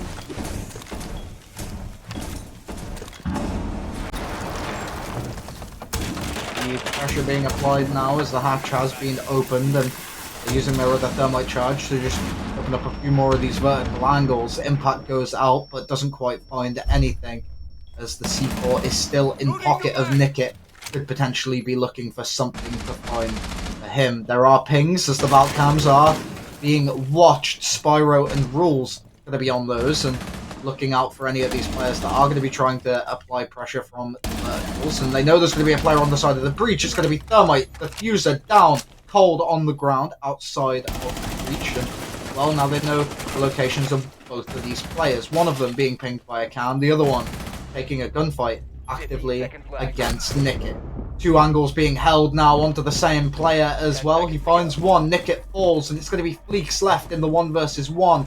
As Strobo on the Thatcher is going to be looking for it, moves through the rotate, doesn't check his corner, gets found out by Fleeks, and that is going to be the round going the way of CrownZero. Picking up the round advantage yet again to a 3rd time in a row. Pretty good defense there. As I said, the man advantage was even though to the side of Kosma Game, but all they have to do is play the time, play the clock, let the enemies push you. This is exactly what they've done. And also holding down these rotations, holding down the entry points, which were given away by information, by sounds, by shots, by just so many things. And also the pulls above, making sure that the entire enemy team rotates back to the top floor and just wastes so much time. So now we find ourselves from the side of CrownZero moving up yet again. The first round I've ever played on this map, the first round they have won because of the coil charge canisters, which are going to be brought yet again by UK. This man has absolutely been crushing it so far with a 9-3 KD, currently also the best player in the entire game. Pulls upon that is Casco from the side of Kosma.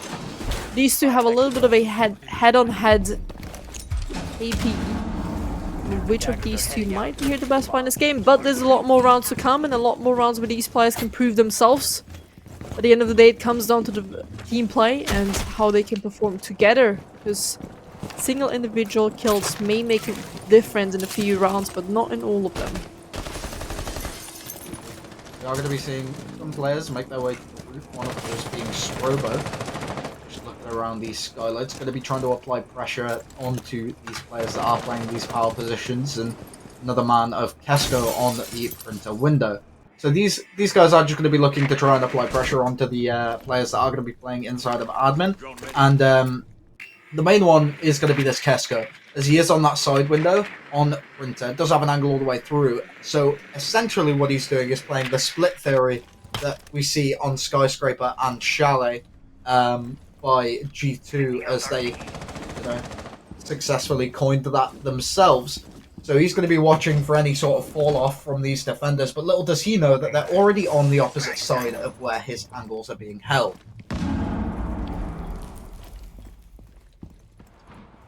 Now we have soon half of the round gone, not too much established yet from the side of Kosma Gaming, as we see Crown Esports still making sure that they have the upper hand on this Rome player, on this Rome defense.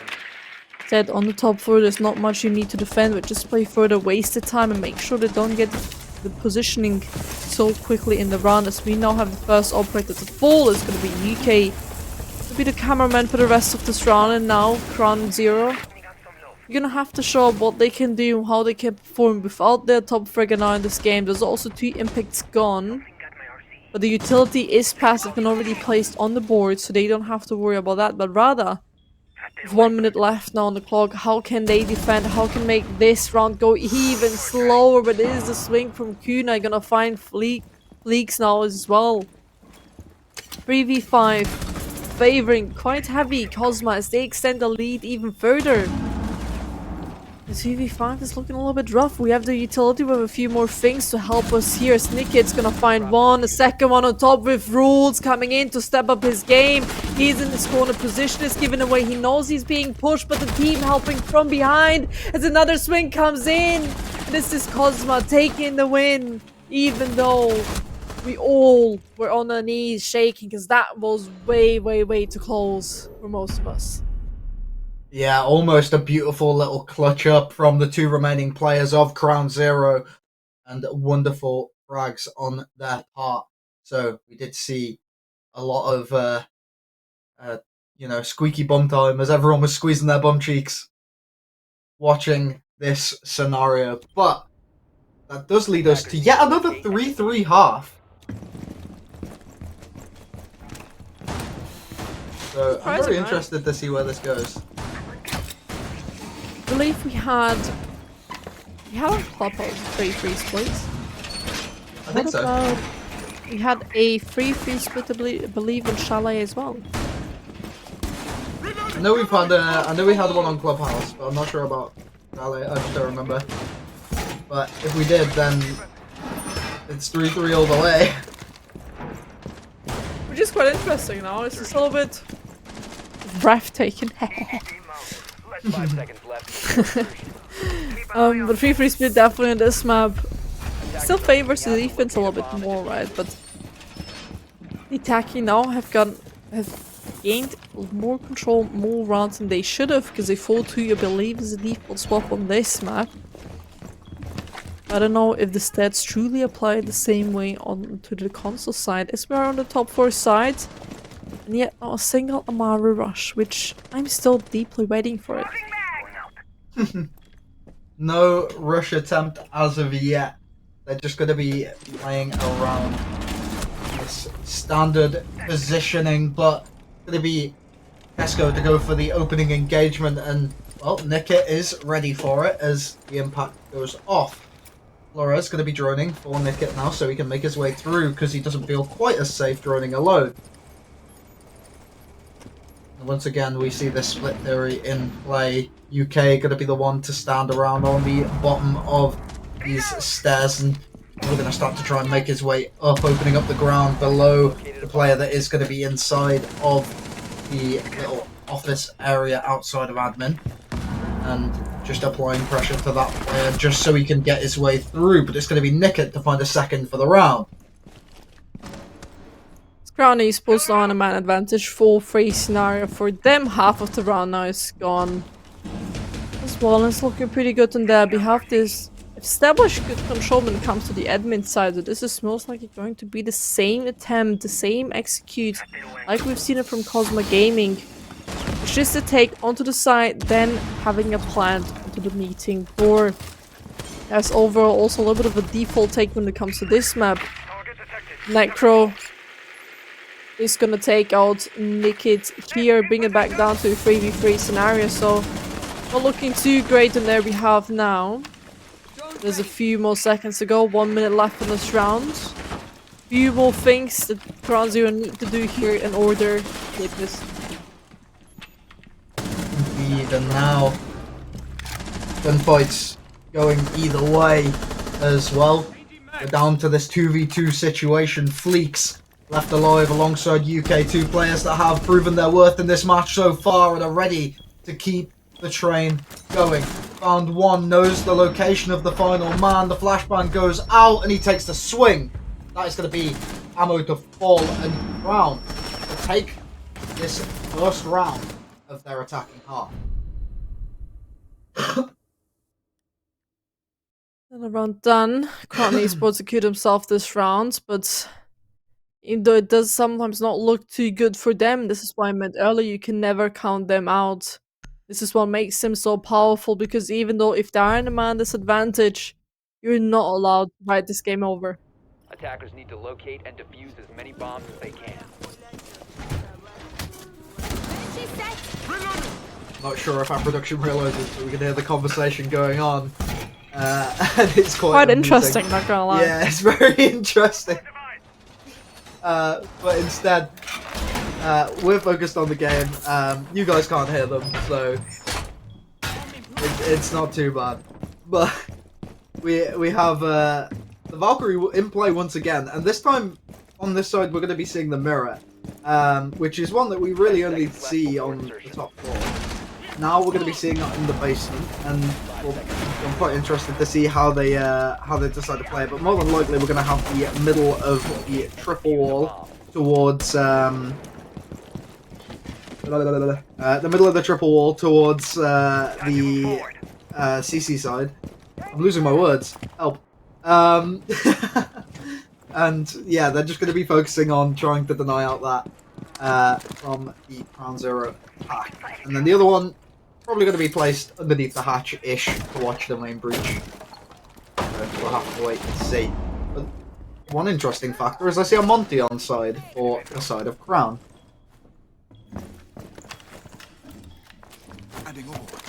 A few seconds have passed. Not too much has happened yet because the players still need to set up a little bit. As we can see, a little bit of a Blanca strat coming through from Kosma Gaming. Not too much of a wrong play there. But that is also CrownZero could potentially take advantage of this if they have the information from the dorms. They can just push further quite close. But this is also the one round here in this entire match where we have now seen a shield operator being brought by one of these two teams. Kosma Gaming decided to not bring a single time on Montana, even though it helped them quite a lot against CrownZero on Clubhouse. It's going to be CrownZero taking the Monty upon their hands, trying to do this damage, trying to have the living drone, and just this, as I said, oh my god, the head not What quite an angle to realize, but that is a long angle, as you said. Kosma Gaming is going to secure out the man advantage, and now we would need to have these pushes from down behind as the half of the round is gone. We've lost our verticality player. Fuck is gone, Naked is gone now as well, down to 3v5, but you don't count us out. This UK and Spice Ghost are gonna move in a 3v3 scenario, taking a little bit of damage, not quite enough for a kill. Monty swings in, but what a nose, but Spy with a slither of HP, it's not gonna get you away. Gonna let you go away with that as Ammo finds himself another kill in 1v2 scenario favoring CrownZero. But it's UK. Don't count him out because this man had and is already clutched a 1v4. He finds another one all up to Ammo here to make this round Kosma Gaming's one.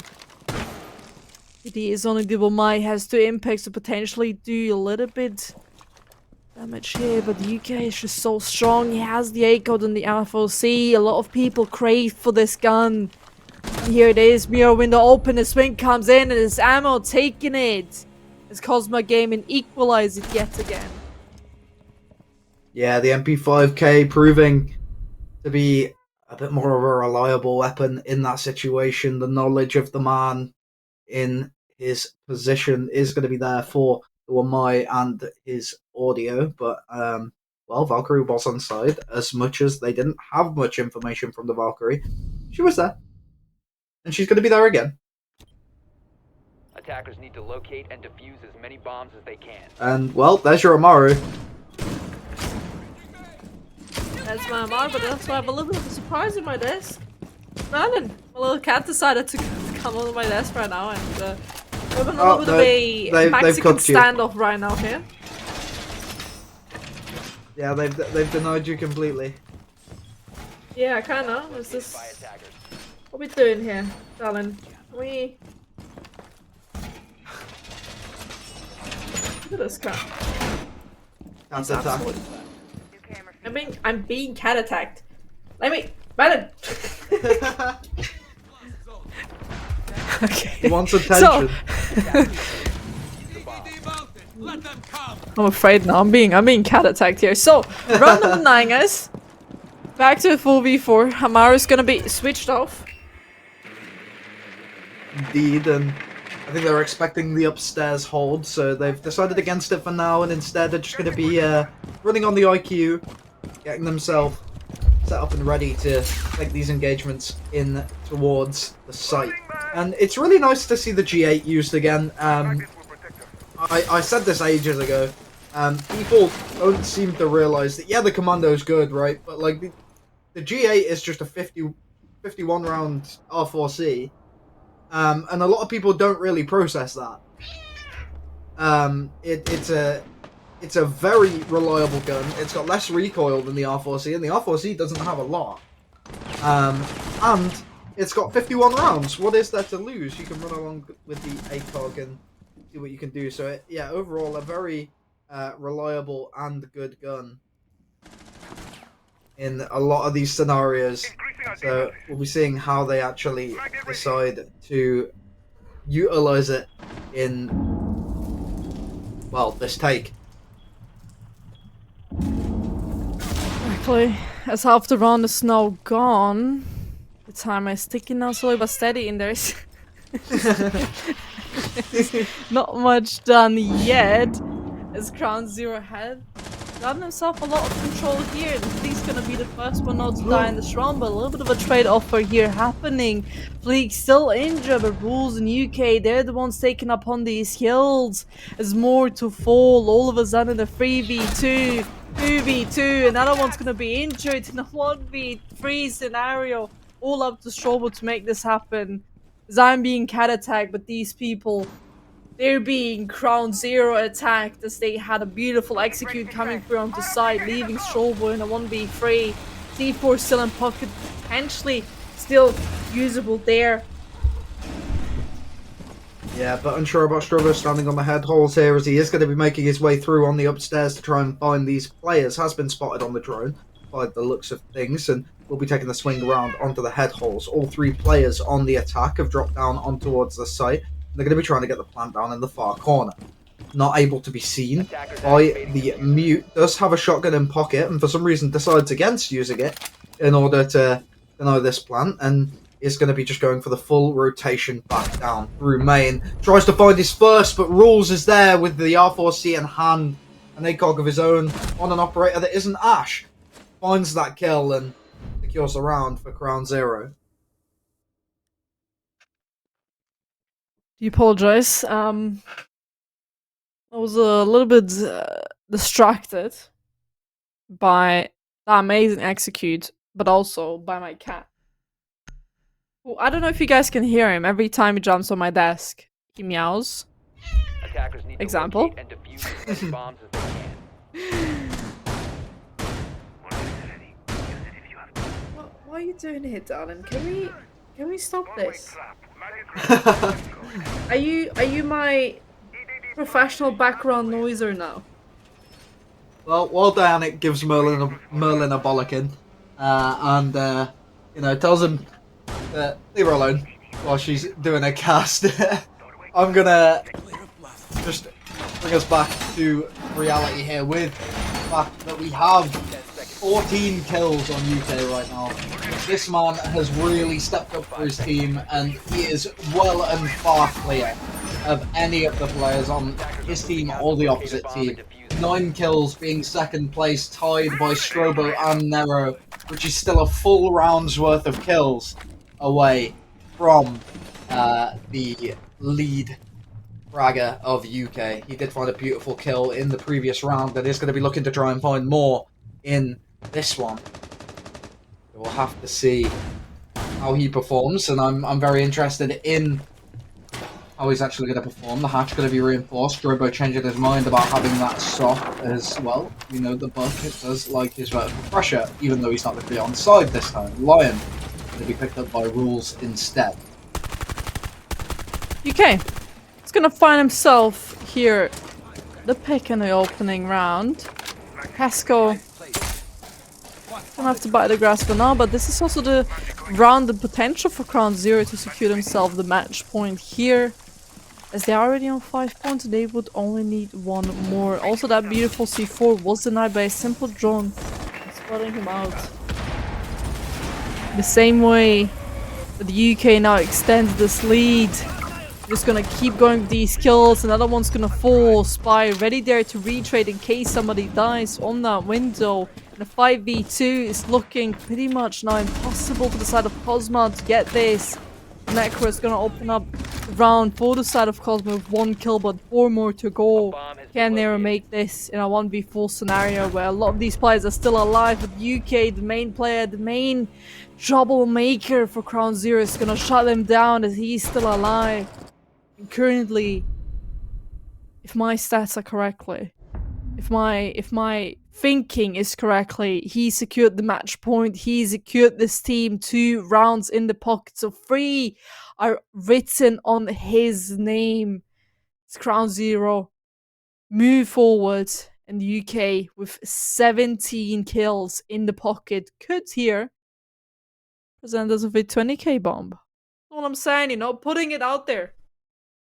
I don't want to be a bringer of broken dreams, but there was a situation on another game where I was just catching up with a few of the Q1 scenes across the world, and I think it was an Oceanic game I was watching where we saw a 19 kill performance from one of the players, eventually losing his game.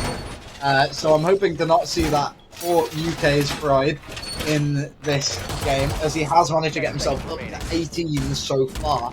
And well, with this being the potential final round of this matchup, if he's able to maintain that performance coming through, yeah, it will be pretty disheartening for him if he's out of this with a loss. The loss would require Kosma Gaming here to go to the overtime and move up 6-6. So the 2 rounds they need to secure it. It's not impossible. We've seen it from CrownZero. It's pretty much possible to do so.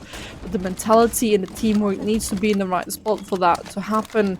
ZK, he is the troublemaker, and he is the one player who secured so many rounds here for the side of CrownZero, as he's going to have a little bit of a quicker entry here onto stairs. As we can see, verticality already taken on our control quite quickly in the round. We're gonna open up this verticality.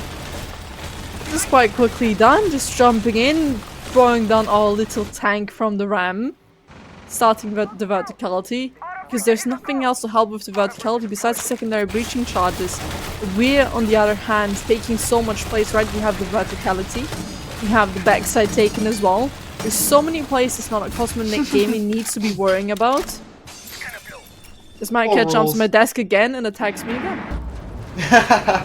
Rules just struggling to find the bandit charge there, as he does eventually get it. And now we're going to be seeing the breach be opened by the Thermite. With the breach open, the verticality gained. They're going to be looking to try and see if they can, you know, get themselves a foot onto the site. But with the way things have been so far, it looks like they're probably just going to be trying to get a bit more of this pressure applied onto these players, these power positions being opened up, watched, and these rotations being overlooked as well. Spyro loses his life alongside Fleeks as Kunai and Ammo manage to get themselves some quick and easy kills.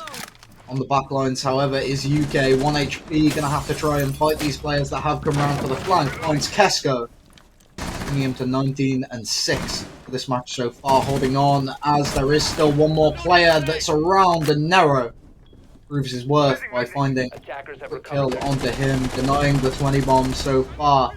Now, last man standing is rules, looking to secure the 1v4 that we saw Fleeks do earlier on a different site.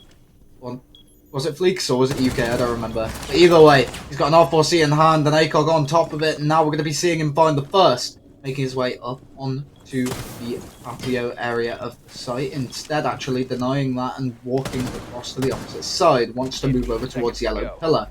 Gets to hop up and moves around to see if he can find an angle onto one of these players. Knows there's going to be one on the long corridor, but can't really wait for his movement. Instead, going to be trying to fake the plant and seeing if he can bait out any of these players from their positions. Gets one, but doesn't get the finish. And that is going to be the round over and done. In favour of CrownZero. In favour of Kosma, sorry. CrownZero have taken you under their chant, apparently.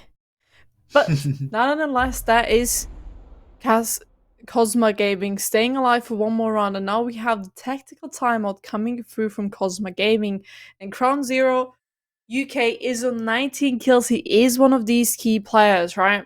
He's a key player in this team, and he's just dealing so much damage to the entire round. As I said, he's secured so far 3 of the rounds. Like, he's had major impacts of 3 of these rounds, and even more before. I believe even before, when we look at the first round, it was also, I believe, him taking a triple kill. Yeah. You know, cat attacked on cam. As, yeah, that's, yeah, it's very true. We're seeing a lot of, like, struggling from both sides, but mainly, we're seeing a lot of, like, tooth and nail sort of scraps from these two teams. We're seeing a lot of gunfights go either way, and, well, UK stepped up, but you can't really rely on it being a one-man show. It looks like potentially we could be seeing I'm not sure what's going on with the players leaving, so I'll have to wait for a player crashed. So just to confirm, no protest on the Thermite Elite. I mean, at the end of the day, why would they? Because, you know, they won the round. But it's worth questioning, considering people did leave, and, well, now we know. It is going to be someone that's crashed, and they're going to be trying to get their way back onto the server, onto their console, and into the game. I do apologize for being a little bit offended for not quite being here, but I'm a little bit of an assassin right now in my room, and yeah, Merlin's bringing the attacked content. multiple It's fine. times. I mean, a little bit of a tough period of time to just make sure I can relax. Because this little guy is just right behind me. You guys can't see him. He's, I think, yeah, you can see him right here. And every time he kind of looks back, and he's just having this color blick in his eyes. It's just like, I'm gonna attack you. Bro's playing Attack on Titan. He's literally playing Attack on Titan. Yeah. For some reason, it's only me being the target. It's always I don't know. I've never seen him attack anyone other in this household, but just me. Maybe, I don't know. Just a little bit of an uncalming feeling.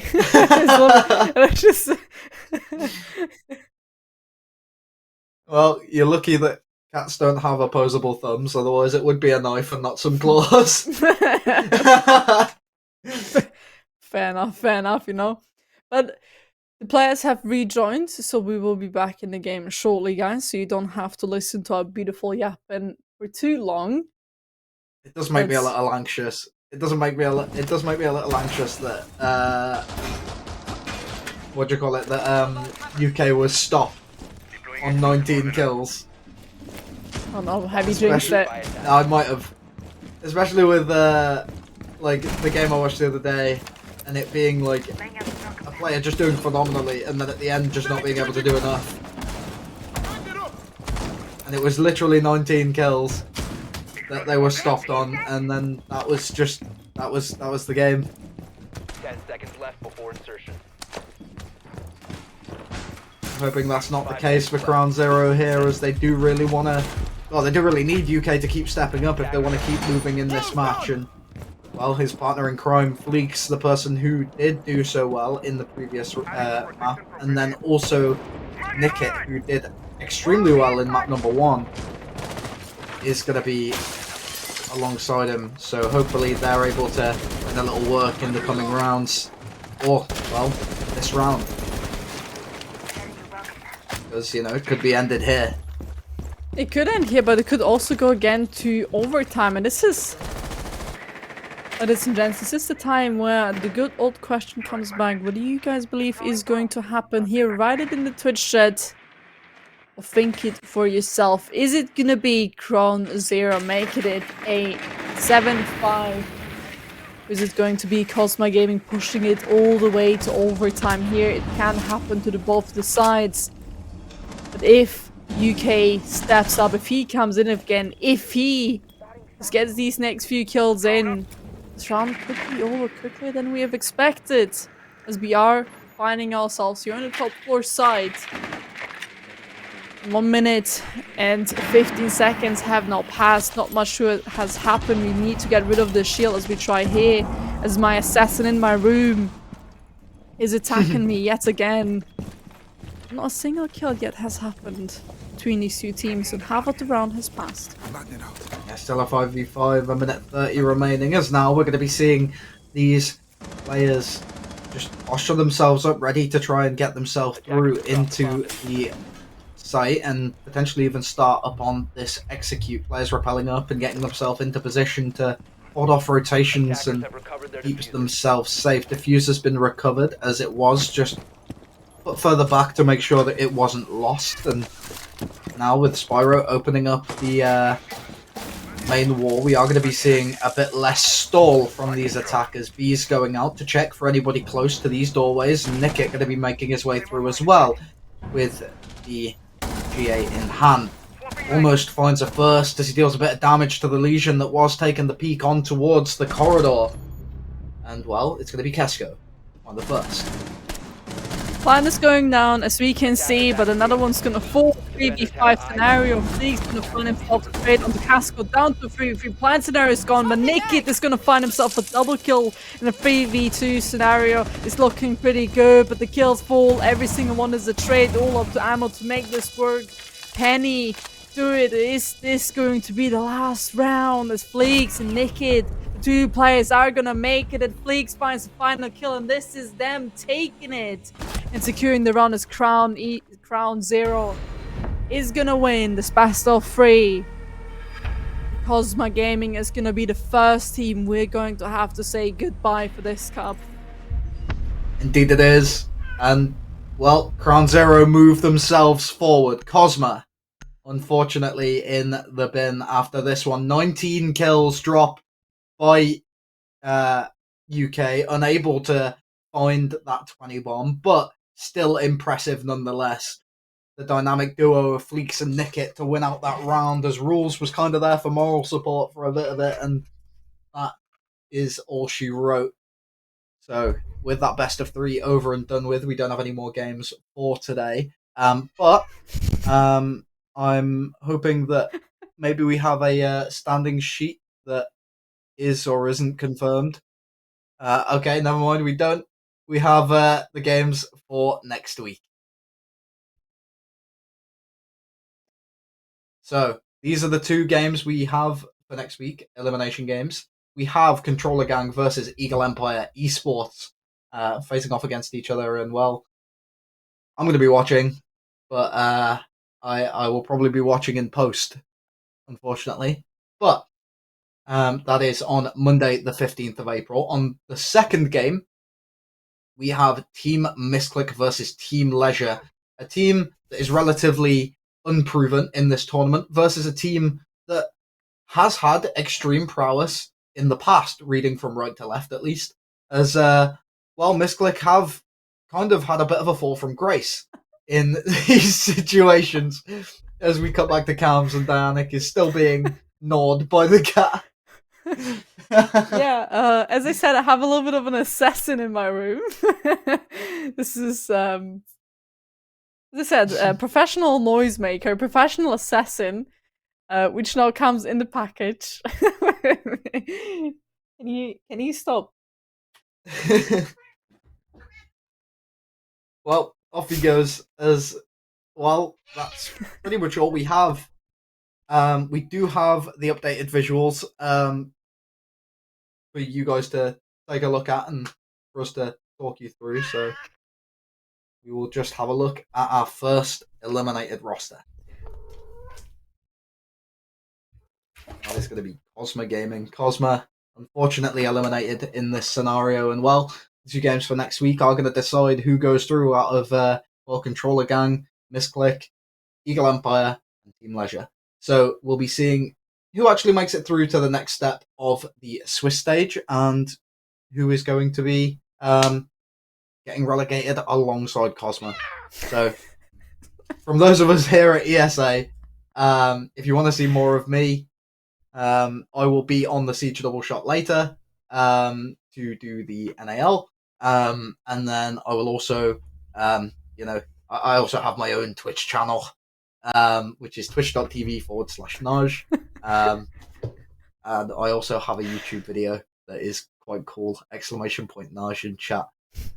Dianic, where can we find you? Well, well, I'm fighting with my little assassin here. What I don't think timing? I have much saying right now. I think he wants a few cuddles, as it seems like. Well, you guys can find me just on Twitter, on Twitch. It's all Dianics, nothing too complicated. If you guys want to see more of the cast, do make sure to follow me on Twitter. That is where I announce everything. That is basically my go-to platform. I cast along various many leagues. If you fancy more, if you want to see more of me, then you can definitely leave a follow and I'd appreciate it. No, it doesn't really matter because at the end of the day, we're just here to present you guys these wonderful games which are being hosted by ESA Cup. So thank you guys so much for tuning in today. Thank you guys for watching, for spectating, for every follow that's came in today. But also, we're gonna have to say today goodbye to our first team. So wasn't quite working out today, wasn't quite this cup, but there's a lot of things to improve on, especially from the VODs, from the VODs collected. There's a few things Kosmo can improve on to the future. They can come back strong, and this is what matters. Competitive is an improving state. If you have nothing more to say, I would then leave our beautiful viewers into a lovely, lovely evening. See you soon.